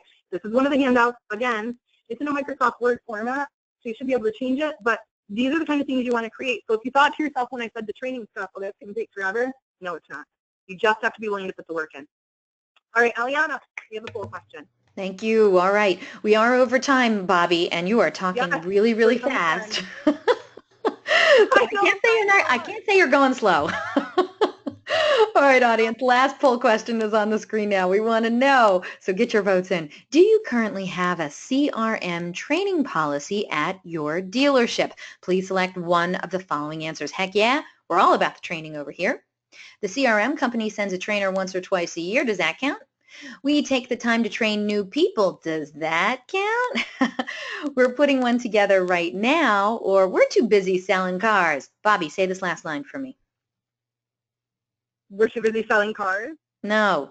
Ain't nobody got time for that. Ain't nobody got time for that. I mean, you know what? Bobbie has actually heard somebody say that to her at a dealership, so I thought that was really funny. Last week? Oh, my goodness. All right. They don't have time for it because they're selling cars?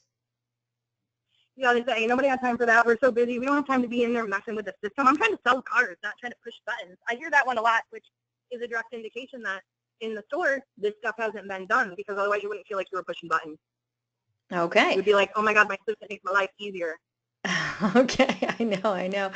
And I know the late, great Tammy LeBlue, she swore by her CRM. She couldn't go an hour without being inside of her CRM, and she trained all of her award-winning BDC reps also to do the CRM. So, yeah. If your CRM feels like a headache, or you have a lot of people like, oh, I hate the CRM, this is the problem. I'm telling you. If you do all this stuff and then you still hate your CRM, I'll co-sign all day that you need a new one. But if you haven't done this stuff, you don't know if you need a new one. You're making an assumption. Okay. All right. Audience, thank you so much for getting your votes in. Bobbie, if you're ready, we'll close this poll, share the results, and finish up this presentation. All right, here we go. Okay, let's see. Do you currently have a CRM training policy at your dealership? Only 6% said, heck yeah, we're all about the training over here. Oh my gosh, only 6%. Holy crap. 16% says they rely on the CRM company to send a trainer once or twice a year. The majority, 47% of today's people, says that they do take the time to train new hires. So that's almost half. 13% of today's audience say that they are putting one together right now. And 19% of today's audience, so almost a fifth, say they're too busy selling cars. Ain't nobody got time for that. I hope I did that justice. All right. Now, do you remember when we talked about this, Eliana, about this poll question, and you were like, "Do you think anybody will answer it as none?" And I was like, "Oh yeah." Like, and that's why, guys. Ain't nobody got time for that. If you don't got time, but you see the value, call me. I'll do it for you.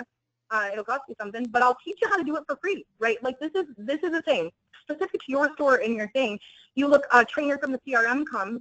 Hey guys, 16%. Do you know that you can negotiate the price of trainers and have it set right in your contract for them to come in?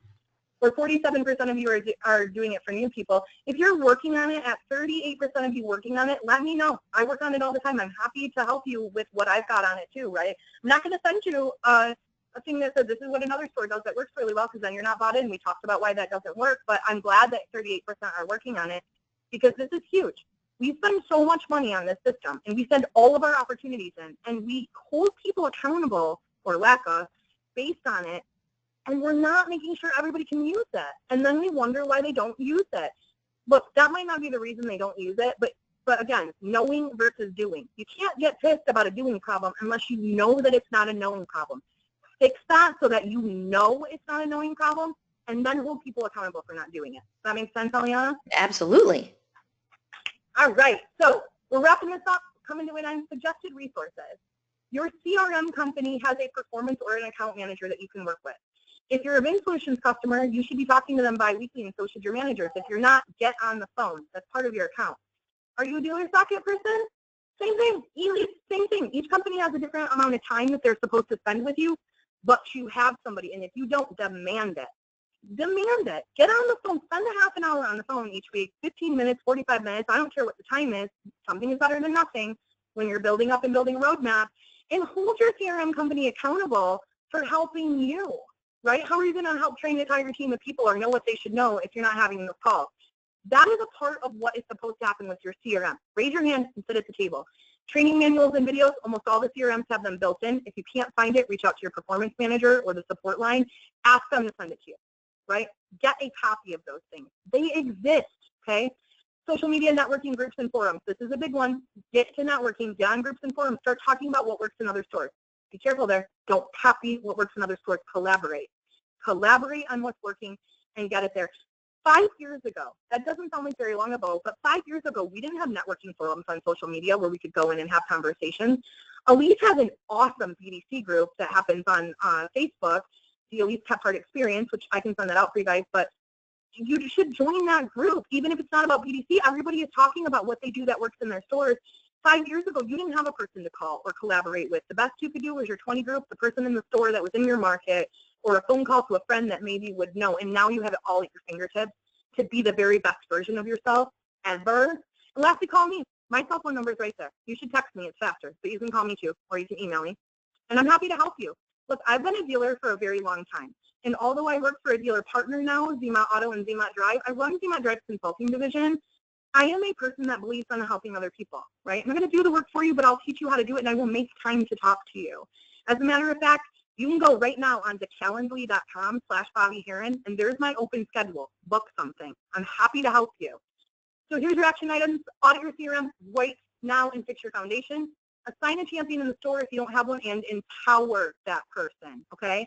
If you don't trust the person in your store that you are empowering to be a CRM champion, then they are the wrong person, or you just need to rethink the way you're thinking things. They need to be empowered to have conversations and make changes.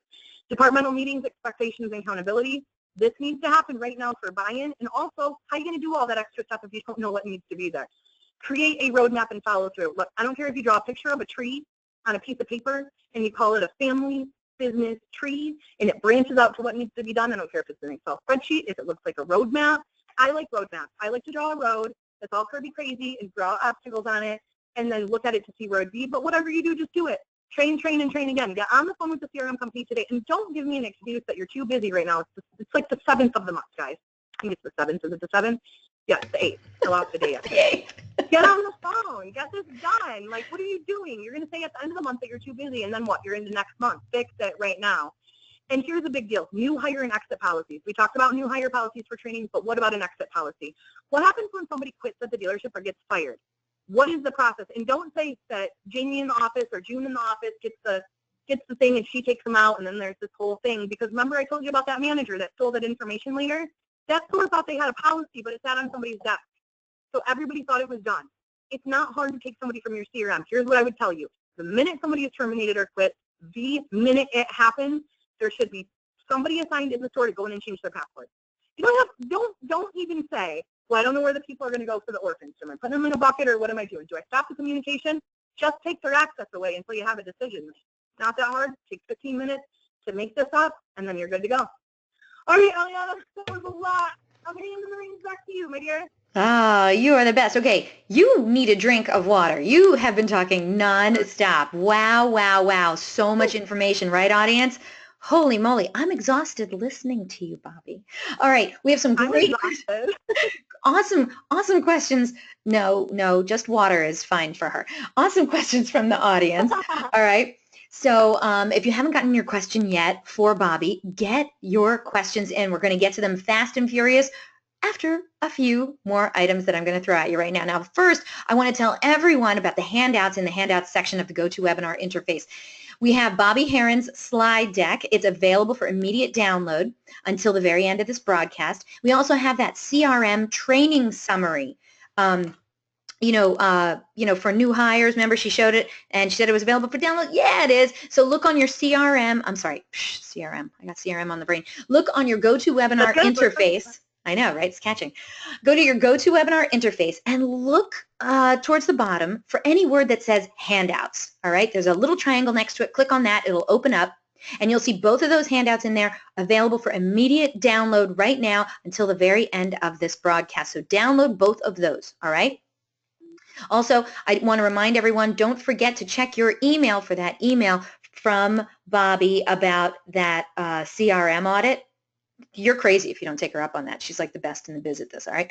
And also, yeah, it's that time. All right, now, Bobbie, it's that time. If you missed it at the beginning of the webinar, well, I announced that our good friends over at Zmot Automotive, they're giving away a great prize on today's webinar. One lucky webinar attendee is going to win, and I need you all to really pay attention to this, a Zmot Drive CRM Refresh Consulting Package with Bobbie Herron herself. Oh yeah, this CRM Refresh Consulting Package includes a full CRM audit, 3 calls between Bobbie and the dealership, so you're going to get an audit review, an implementation and roadmap, and then the final sign-off. She's going to fix the foundation problems as well as she's going to do the top 5 action items that she just went over with you for improved processes, and she's going to build them right into your dealership's CRM. Like, seriously, this is legit. This CRM Refresh Consulting Package with Bobbie Herron, yeah, she charges $6,000 for this service, and one of you lucky webinar attendees are going to win this tremendous prize for you and your dealership. This is amazing. All right. All you have to do is be the first person to write in the correct response for our giveaway question. Now, obviously, you vendors out there, I love you. You know I do. Heck, I'm a vendor, right? But as you can tell, this prize is intended for dealership personnel only. So we're going to ask you to kindly sit this one out, and let's see which dealership is going to walk away with this amazing prize. Good luck, everyone. I hope you guys took great notes and are paying great attention. Here we go. And by the way, if you're guessing, you can guess more than once. I don't care. First person to answer the question correctly is the prize winner. Here we go. What did Bobbie say was the most important thing to do in your CRM if you do nothing else? And no, it's not audit. What did Bobbie say was the most important thing to do in your CRM if you do nothing else? Oh, somebody got it right. Hold on. I saw it. Oh, good. Let me scroll up here. Let me just make sure no one else. Whose business are we about to just dominate their market on? I have to say, it's a new name. I've never seen this name before. Josh Cole. He wrote assignment and roles. That is correct. We were looking for review users. Absolutely. And assignment roles. Congratulations, Josh Cole. You are a winner. And if I do recall, I don't think your name has ever come across my screen before, so I want to just verify. Are you a first-time DealerOn webinar prize winner? And also let me know what dealership you're from. Now, audience, yes, we gave away one amazing prize today, and you, unless your name is Josh Cole, were not the winner. I'm sorry about that, but you know what? We give away cool prizes every week, so come on back to another DealerOn webinar, and that might be your lucky day to win a cool prize on the DealerOn webinar. For right now, Josh Cole, we are looking at you, kid. I still don't know what dealership you're from. Oh, here we go. He's from Hubner Chevrolet Subaru. Congratulations, Josh Cole. You scored yourself an amazing prize for your dealership. Bobbie herself is going to be getting in touch with you. I don't know when, but pretty soon, and she's going to work that out for you, and you just won yourself that really amazing CRM refresh consulting package. So congratulations, and I want to thank everyone for playing along. It's always fun to give away great prizes like this, and congratulations to today's winner, Josh Cole, and of course, we got to thank our good friends over at ZMOT Automotive for their incredible generosity. Now, let's see. I know. Everyone's writing in they're jealous of you, Josh. Earn it, baby. Okay. Love it. Go back one more slide, Bobbie, and then turn on your webcam, and let's get to some of these wonderful questions from the audience, all right? Right. Where are you, love? Webcam. Webcam. All right, well, while she's getting her webcam on, we got Wade over here. Wade says, okay, early on in the presentation when you were asking, well, how much do your people over at your dealership know about the CRM? So Wade says, would you survey your staff on their usage of the CRM and what they feel is good, what's bad, what's working, what's not working? This came from Wade. Yeah, that's it. That's actually really great. So in the beginning when we were talking about during the audit, like a survey monkey during the buy-in process, I would absolutely do that. So if you ask people why they're not using something, you remove the excuses, but you also recognize the opportunity that's there, right? Somebody's going to give you an idea that you didn't even think of, didn't know could happen inside of your CRM, and guess what? When you implement it, they're excited. Hopefully it's an influencer because now something's working better for them. So absolutely, depending on the comfort level of your staff, an anonymous survey is usually a really good one, but give them a chance to tell you if they want to. You can do that in a meeting or on a survey. Yeah, absolutely. Very good. Great question, Wade. Thank you so much. Great answer, Bobbie. Okay, this one comes in from Jeremy. Now, Jeremy says, okay, disclaimer, we are an extremely small new Ford dealer. If our CRM isn't connected to our inventory, what would be the best way for me to still get maximum use out of my CRM? I currently just use it as an organizer for notes and reminders. What CRM are you on? Jeremy, if you could write in and let us know what CRM you are using, that would be helpful. eLead. The reason I want to ask that, he's like, oh, eLead? Mm-hmm. Oh, yeah.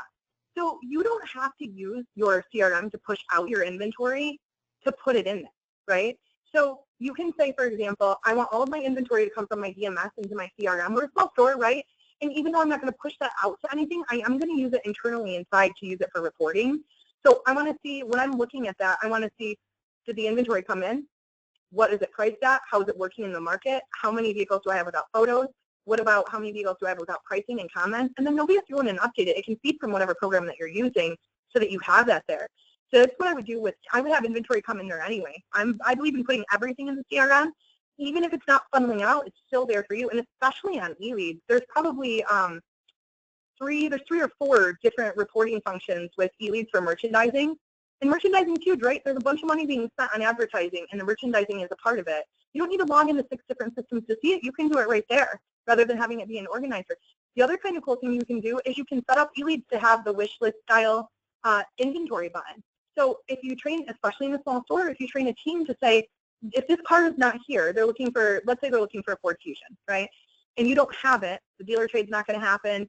This was 3 weeks ago. All of a sudden you've got one in, whether it's a trade or new, it's not going to be new, but whether it's a trade or not, all of a sudden your CRM is like, boom, boom, boom, hey, this car just came in. Now I'm immediately on the phone with the customer to see if I can still earn their business.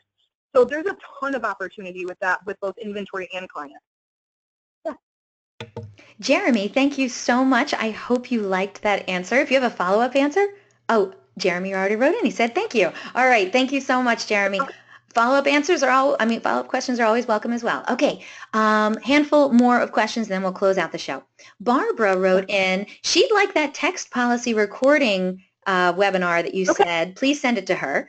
So Barbara and anyone else out there, if you are interested in any of those recordings that Bobbie was talking about, email me and I'll send it over to Bobbie, or you could just email Bobbie directly. Her email is on the screen there, and we'll make sure we get that out to you, all right?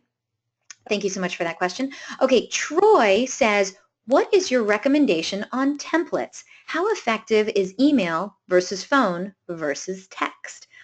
I didn't Very good. I just want to say I love this question and I hate this question because I feel like sometimes if you're near a big city, I feel like city people are much better with text than Yeah.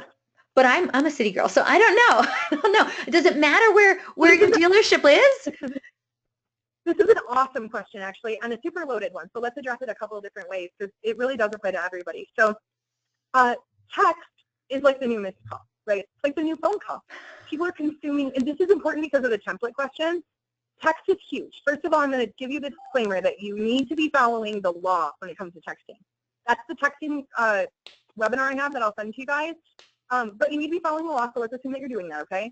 Text is the most communicative form that we have to engage a customer and get them to call us back, right, or get them to get on the phone with us or come into the store. But what else has happened because of texting is now we consume information in little tiny amounts. Think Twitter, right, which is why your templates, if you're going to use them, shouldn't be more than a very small paragraph. We used to make these big, huge templates like, here's all the information you could ever possibly need in your life. So like, give me your firstborn child and all this stuff. And you're like, dude, that's one Google search. I don't need all that stuff, right? I don't need all that stuff. I also don't need a banner ad on the top of it with your store name. It's on the bottom. It looks pretty, but it takes too long to load. But because we text so much and because we consume data that way, people aren't reading this long email. They're reading this one because you have to think about it like you're communicating by text. It's just coming through on email. Think about the last time you like checked your phone, email, right? And you click the little button down here. It's not a subject line anymore, guys. It's the first two lines of the email. And that's how people are deciding if they're going to open it or not. This is why I don't like templates. Shorten them. Ask a question at the end. Make them soft and sweet. The point of an email is to get somebody on the phone. The point of an email is to get somebody to engage with you and get on the phone. It's not to continue communication that way, right? Because you can't interpret tone. It's not personal, right? Same thing with text. The point of text is to get somebody on the phone, right? Or is it? Is the point to get somebody to text so that they come in? It's all in how somebody wants to communicate, but it's what's fast and efficient. Texting is the best form of communication for most people. As a matter of fact, I just did this in a texting thing. The amount of times that somebody reads an email, so for example, it takes up to 6 hours for somebody to read an email on average, but a text is less than 30 seconds. You wake up in the morning, it's the first thing that you check. I will advise you strongly to make sure that you follow the law because this is a big one and not many people understand it. But that's a great question. If you are going to have templates in your system, keep them short and sweet.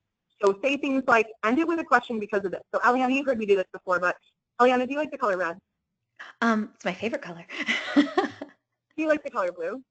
It's all right. Yeah. Do you think the sky is pretty? The sky is pretty. It is, right? Would you eat a dead squirrel out in the middle of the road? What? Would you eat a dead squirrel from the middle of the road? No. Of course not. That's a ridiculous question. Why did you answer it? You know why you answered it? Because your whole life people taught you it was polite to answer questions. So now when I ask you a question, you feel like you have to answer. Make your template short and sweet and end them with a question. You'll increase your engagement immediately. Also, add the text opt-in language to the bottom of your email. And if your CRM, most of these big ones, have text opt-in policies where your store has an assigned texting number, put it in there under the signature line while you're in signature line. Jazz it up. Make it red, white, and blue. Everybody's feeling all kinds of Americana right now, right? Colors do influence mood. Stick in if you prefer to text, but if you prefer to communicate by text, please opt in by texting yes to this number. So simple and lives right in your signature line. Great question. Geez, Troy, that answer was, wow, you put so much stuff in there. That was like a whole nother webinar right there. Okay, Troy, thank you so much for that question. Oh, by the way, Kyle has a comment on that. Kyle says, I include my picture because I hear I'm cute. Is that a good idea? That must be, is that Kyle Bolton? It is. His last name? I knew that. He is cute. He's a great friend of mine, too. So he's right, though. Like, is he cute? First of all, let's get and he speaks like, is he cute? He's super cute, single, speaks like 5 languages, and is like wicked amazing. He's a great friend of mine.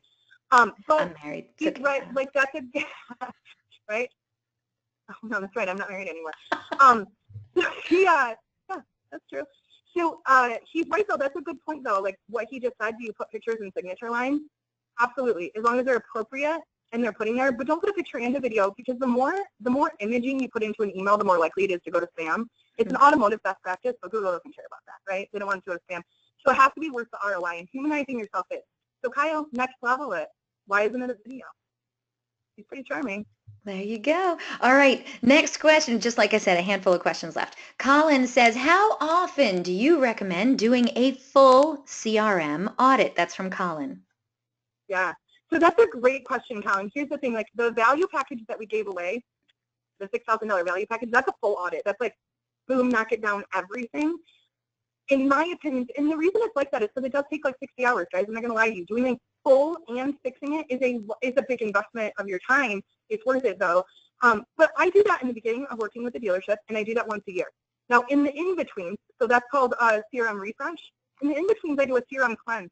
And depending on the store, it can be quarterly or once a month, which takes, like 10, 15 hours. And what a cleanse is it's cleaning up your dirty data. It's a couple of the things that you don't need to audit fully, but that you just need to do checkpoints on. An audit checklist for everything we talked about for the audit, check the dealer name, check the phone number, make sure that stuff is good. But here's the cool thing going forward. If you audit it now and fix everything, now you know, oh, wait a minute, we're going to change phone companies next week. Okay, or maybe your dealer just did it anyway. We're going to do that. Now I know that what the other thing I need to do is say, oh, shoot, I better go back through the templates real quick or the signature line, right, and spend 15 minutes and make sure the correct phone numbers are in there and they're working. So now it doesn't have to be part of just a cleanse because you're doing it proactively because now you know it's a thing. Now you know it has to be checked. Sounds so simple, but people aren't checking it like that because they assume that the dealership main line is in there. Not the case, guys. So those are the little things that if you do proactively, you only need to check once a quarter, and then a full audit should be done at least once a year. So at a minimum. Colin, I hope that helped you out. Thank you so much for that question. All right, let's see. Kathleen. Kathleen, you're preaching to the choir over here. Kathleen, by the way, Colin says, awesome, thanks. Kathleen says, I have a bunch of dinosaurs on my sales floor that just know how to turn on a computer and tips on how to get them. She's looking for tips on how to get them to buy in. It's just a different generation, and they're just not. I mean, look, I know. I couldn't believe I was at a conference recently, and I handed my business card. I'm like, here's my email. She's like, oh, I don't email. Oh, email? No. And I was like, what? So I'm always surprised when I meet somebody who's from that generation who doesn't want to use the technology that's available to them, even though it makes their life easier, better, faster, So how do you get the buy-in from the dinosaurs at Kathleen's dealership and others like them? So I love this question. Here's why. So there's only a couple reasons this doesn't happen. Usually, especially with dinosaurs on the sales floor, and I work with a ton of people that are like this, so I've stood in front of them and trained them, and it's always crazy, right? They're like, I just don't get it. Wait, where's the power button? Right. Right there. Most of the time it's understanding it, right? That's in the beginning when we talked about it's too complicated. It's not that it's too complicated, it's that they don't understand it. But here's the reality of it if you're building a roadmap. Let's say I have 10, I hate saying the word dinosaurs, but we'll just use it because it's part of the question. Let's say we have 10 veterans on the floor who don't want to use the CRM, and you really break it down on a buy-in and you find that 5 of them just don't know how. It's too complicated, right? They don't even maybe I had a guy that doesn't even have a cell phone. Like he literally had like I think it was like Bluebird. What is that called, that giant cell phone? But what happens though is that we're giving them too much. We're like, we put them in a training class with the CRM, or we talk about it and we talk about the 500 things it can do. So think about that for a minute. Think about when you first started your job. When you came into this business and you started your job, if I put 500 things in front of you, you would have felt overwhelmed too, right? So what I want you to do for those people is a couple things. First, find out if you're using, since I don't know what CRM you're on, find out if you're using a CRM that has a mobile scanner, okay? Because sitting down at your desktop and putting in all that information and clicking all those buttons seems really complicated. Kathleen wrote in, she says that they use e-leads. Oh, perfect. Okay. So what if I now say to Fred's going to be our veteran, hey, Fred, I know this is really complicated and we're talking about buy-in. It's really important that it be in there, though. So, hey, Fred, can I just show you how to take a picture on this phone that you have and take a picture of the driver's license? Okay, so now what have we done? We've compromised, but we've solved the problem of getting the customer put into the CRM. You need to evaluate what the next steps are that you want from there. If it's too complicated for Fred to be able to put in a trade-in, guess what? Teach him how to use the video scanner, right? Or if you don't have that, and I recognize that not everybody's going to have that, right? Really prioritize what you want Fred to do, okay? Because you didn't learn how to do your, and I'm saying this kind of harshly, but I don't mean it towards you like that. But you think about how you learned how to do your job, you didn't learn it overnight. So Fred needs a roadmap too, right? Fred needs to know that there's a reason that we put the customer in and he has to be bought in on why, right? And then we teach him how to use the phone to take the picture. Now, we know we want Fred to do 50 other things, but what are the 3 most important? Let's teach Fred how to do the 3 most important. Let's give positive feedback every time it happens. Instead of constructive criticism in public, let's be positive. Oh my God, Fred, I'm so excited for you. You put all your stuff in this week. Thank you. You're making my life so much easier. Maybe Fred wants to make your life easier. Maybe you've got him bought in, right? Now we got to tell him the why he should do it, the how it benefits him, and how to do it. And once Fred gets that, remember it's 21 days to form a habit. Throw 3 or 4 things at people and then go. This is where that roadmap comes in because it won't happen overnight. That's a great question and one that people struggle with every single day. And if you'd like to talk like deeper about your exact store, I can do a 15-minute call with you, and we can actually delve into some ways to do it. I worked for the Garber Group for a long time. The turnover rate in that group is less than 20%. There's nothing but veterans. And we figured it out, but we did it slowly. And you're going to have the problem child. Look, I'm not saying you're going to have the problem child who's like, I'm not using my CRM. That's great. Don't send out any DIY campaigns for him. Don't do any emails for him. Like, he's on his own. You want to use your own CRM? That's cool. You're on your own. I'm not doing that stuff for you. And I told people on my floor that. And you know what? When the influencer on the floor, when the influencer who was the negative that you get turned around on the floor is excited about the stuff that they learned, like, oh my God, dude, I sold 2 more cars off this, or hey, oh, did you know that you can do this in here? Like, once they start doing that, guess who's going to come back? Fred's going to be like, all right, like, can you like help me out a little bit? Well, yeah, Fred, I can if you'll do this one thing. So that's why you do the buy-in and the evaluation on where they're at.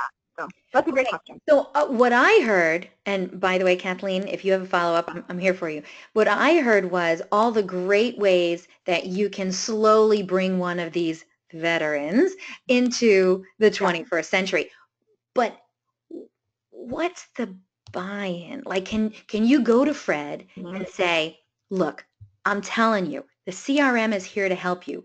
Do this. Let me train you how to do this. You will sell more cars.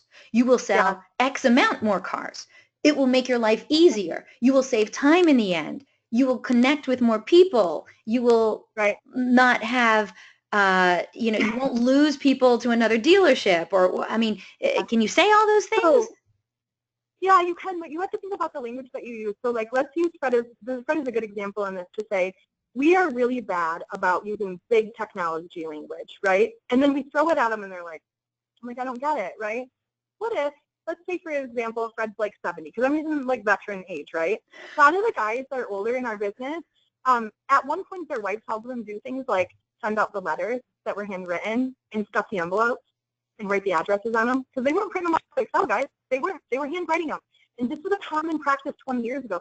People that don't want to use new technology are doing it because they don't understand and because they wish the old way worked, right? So you can combat it by doing that same thing. You could say, Fred, did you ever send out letters to your customers? Yeah, absolutely. I had so-and-so do it. My wife did it. And I'm using that because that happens. I hear that a lot. Yeah, my wife used to send out these letters for me all the time. Fred, is that still happening? No. It's just not a time thing. Hey, Fred, did you know that Sally Sue, your assistant, can send out those letters for you? And Fred's like, what? No, that's not a thing. You're like, hey, Fred, can I do you a favor? Hey, if I show you something, can I do you a favor? Because I really think it would be helpful. Yeah, I'd love to do that. All right, Fred, we're going to send an email, a DIY, doesn't cost anything, email to everybody in your database that is purchased a car 3 years or more ago. Fred, who would you send it to? Fred, who would you send that letter to? Take all my old customers for 5 years ago. Everything that Fred did just needs to be equated to new. Awesome, Fred. Hey, sit with me because I'm going to have some questions. I'm going to already be prepared to do the least amount of clicks possible. All right, so I'm going to pull this for you, Fred, this list. And maybe you have to pull this list for Fred forever, right? Maybe Fred never learns how to pull the list, but he's bought into why. All right, Fred, we help me put this email together because, like, what would you have said in the letter? Oh, I would have said this. Now we're bonding. We're getting it pulled together, right? We put the email together. Hey, Fred, I'm going to hit the send button right here. This is like whoever used to do it for you, sending it out, right? Fred, will you push that button? Just push it for me, Fred. Let's just do that. Fred's like, oh, okay, fine. Like, he's still not bought in at this point, right? And he hits the button. Now, Fred, we just sent all those letters to all your customers. God, that was fast, wasn't it? Hey, before, how often would you hear from them? Like, would they come in or did you call them after? Like, what did you do after? You might be surprised to learn that Fred used to call every one of those customers afterwards. And that the reason Fred doesn't do it in the CRM now is not that he doesn't see value in it. It's because it doesn't mean the same thing to him anymore, right? So maybe Fred says he called them all. Now you schedule a Casper call. Or Fred says to you, well, I would wait for him to come in. And you'd be like, hey, Fred, let's see, how long would it take if you take like 2, 3 days, take 5 days? I wonder when you can get your first email back. Hey, I'm going to set up an alert for you so you get it. Will you tell me when it comes in? I'm also monitoring Fred's stuff to make sure that he sees it. And when it happens, I'm making a big deal about it. right? Because I just took something Fred already does and I turned it into something new age, and Fred didn't even see it coming. Do you think Fred's bought in when those emails start coming back in? I hope Of so. course he's bought in. Of course he's bought into that. Has he bought into your CRM? No, but he's bought in on that one step. And you think about that as being a time-consuming thing, but you know what Fred just taught you as a newer person in the business or somebody who hasn't been in it as a veteran? That there was a time 20 years ago when they sent out letters like that and they did make the calls the next day and they went through a Rolodex to do it, and it took them all day long. And once you know that, and Fred told you that, and you incorporate that into how you talk to him, Fred's going to start to trust you a little bit. So then you can go to the next thing. Now, are you going to teach him how to use Facebook overnight and be able to search that stuff? No. Just help Fred learn how the CRM can do what he was already doing. Excellent answer. Right? Thank you. All right. Jeremy wrote in, you're trying to sell to a veteran salesman? Ha. And then Kendra, she wrote in, oh my gosh, Kathleen, the dinosaur comment. I feel you there. Some over here are over 30 years plus at this store, and the CRM is like the devil to them. Kathleen did write back and she says, this is all great. I really need to get my CRM account manager in here or on the phone to help set this up. Yeah. I was never trained on our CRM. Just click and figure it out. Not now that I'm the store guru. Thank you. All right, Kathleen. Absolutely. Kathleen and Kendra, you guys should be coming to the Women in Automotive Conference. I'm just throwing that out there. All right. Absolutely.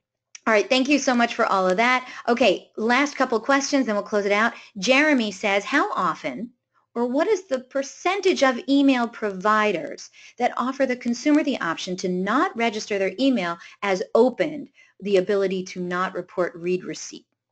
That's from Jeremy. So, Jeremy, I would be guessing if I gave you that number, and I'm a fax person, right, most of the time. So I'm happy to look it up for you and find out what the answer is and give it back to you. Just shoot me an email or a text so I have your information, and I will get you the answer. But I want to make sure what I give you is correct. Now, I will tell you that every email provider offers an opt-out option for read receipts if you go into the settings and do it. More often than not, though, many like AOL, and don't laugh, I can't even tell you how many dealer clients I have that are actually an AOL email address, and I give them a hard time because we have that kind of relationship. But that's not going to send read receipts. Right? That setting is right there so that it won't happen, so you don't know that it's being opened. And I don't know if, Jeremy, maybe you're a Vin Solutions CRM because they tell you when an email was read. But here's the other thing. Remember how we talked about just a minute ago, like on this phone when I look at an email? So on the bottom, for example, just for funsies, when I go to my email, here's what you're seeing a lot of the time. I'm making a decision based on these two sentences on if I'm going to open it. And guess what happens if I just hit delete? I still read two sentences of it. You don't have a read receipt showing that it happened, because I didn't open it. So I would tell you in your email to make sure that your first two lines are super engaging, that in 160 characters you see a question, and don't put a banner at the top of your email. I don't care what anybody tells you about how pretty it looks. If you're sending email templates out from your CRM or emails at all, and you have it set to have a banner on the top, the pretty one that you spent too much money to have made and put in your CRM, and everybody's like, oh, it looks great, that image is not delivering you an ROI. All that same information is in the bottom. And if I'm walking through Target and women are making 80% of the buying decision, and your email is an opening, and I delete it, I'm not going to see it. Also, the first two lines will be code instead of a call to action. So keep that in mind. All right. Jeremy said he's with eLeads, by the way. And he says thanks. Yeah, okay. You're welcome. All right. Last two questions. You have been so patient, William. William has his questions here. He says, is there a way to merge more than one customer at a time? Or what would be the best way to clean your database? This is the last question of the day. Yeah. What CRM are you on, William? eLeads. Oh, wow. William, you're fast. So a lot of the things that you can't do in your own CRM, like, for example, merging more than one customer at a time, the reason that they have it set to merge one is so that, which is equally as frustrating as it is not a workaround, but it's so that if there's different information, you can pick which one it is. Like, Vin will let you do 3 or 4. eLeads doesn't let you do it that way that I'm aware of on there, but I will check to find out to make sure on that answer for you. However, you can send it in and they can do it, right? So imagine if you pull all of your duplicates off on a report for merges and you say, okay, these are the ones that are over a year old. I probably don't need to make sure that I pick the right CRM as active, or the right source as the active one if it's over a year old or 2 years old, right? Establish that guideline in the store, and then pull a duplicate report and send it in, and make your CRM do it. Make your CRM work for you, so that you say, hey, here's all these duplicates, and they need to be all in one file. And when the CRM company is done doing it, you're going to go back through each name and just make sure the correct information is there. now you have a couple hours of work to do instead of like 10. But that's the reason you can't merge more than one, because best practice says that if the source is different or the phone number is different or they bought 3 or 4 cars, you want to have it be a different one. But you're on the right track, William, because you need to clean up the merge ones so that your data isn't dirty, and also find out why you have so many. What's going on in your settings? Is it that's causing so many of them to be duplicate files? Is it happening on the showroom floor when people come in, a customer comes in because they're not selecting the right file, training issue, or because they can't, because the settings say they can't pick one that doesn't belong to them, settings issue, right? Or do they know why the merged files matter? If you tell Fred, the veteran, hey Fred, I know you hate the CRM thing, but hey, look, this is something I found. When you put them in 5 times, they get 5 of the same emails. Fred makes you look crazy. You want to look crazy, Fred? No, I don't want to look crazy. I hate the CRM system. Me too, Fred, but let's wrap that up. Here's what I'm seeing. But identify why you have the problem and where, and if you've got a main culprit on it, so that it's not an issue afterwards to get that data cleaned up. But the merge thing is a big thing, and it's a big thing in any CRM. So yeah, I pull it as a report so you have everything in front of you, and I would filter it in Excel and work from there instead of in the CRM. Like merge in the CRM, but find all your results and stuff in Excel. It's easier to find that way, and you can control F it. That way your screen's not refreshing and stuff. Yeah. Bobbie, I love you. Why can't you be on my show again? You're just amazing. Holy moly. William agrees. He says you're amazing. He says thank you. And dude, that was an incredible amount of information. I don't even work with the CRM, and I feel better about it. Good. Well, I'm a big fan of what it does, right? Because too many people look at things and think like a CRM, like, oh, it's a CRM. No, it's not. It's your whole business, in and out. Make it work for you. Make it a member of your team, right? And I know a lot of the stuff we went over was really generalized. So, I mean, I made the offer for the audit. I'm going to email it out. You're welcome to schedule something. And look, I didn't learn all this stuff because people didn't teach me. So when I tell you that I'll have a 15-minute conversation with you, or if you have a question, I'll try to help you, that's not a sales pitch. I really will just try to help you because somebody helped me for years and years so that I knew how to do all this stuff. It's knowledge is power, man. We'll all get better if we work together. Let me tell you, audience, seriously, you need to listen to everything that Bobbie does. If she's talking in public, go see her. If she's doing a webinar, check in, because I'm telling you, she's the coolest chick in the game. Seriously. Thank you. Really, really awesome. Bobbie, no one can sit here and say that you don't know your stuff. I'll tell you what, your CRM is no longer a basic. That's right. No more of that basic. Yeah. All right, Bobbie Herron, I hope it won't be too long before we get to do this fun thing again.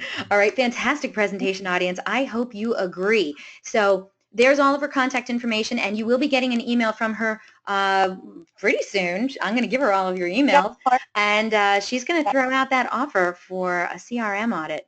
I would take her up on it. I want to remind the audience a link to download a copy of today's webinar recording is going to be emailed to you later today. Feel free to share it with your friends and colleagues, of course, and today's webinar is also going to be posted online within 24 hours. Just go to DealerOn.com/webinar, and from there you can also view our upcoming webinar schedule or access any of our past webinars too. And yes, you're going to get a survey. Dudes, it's 3 questions.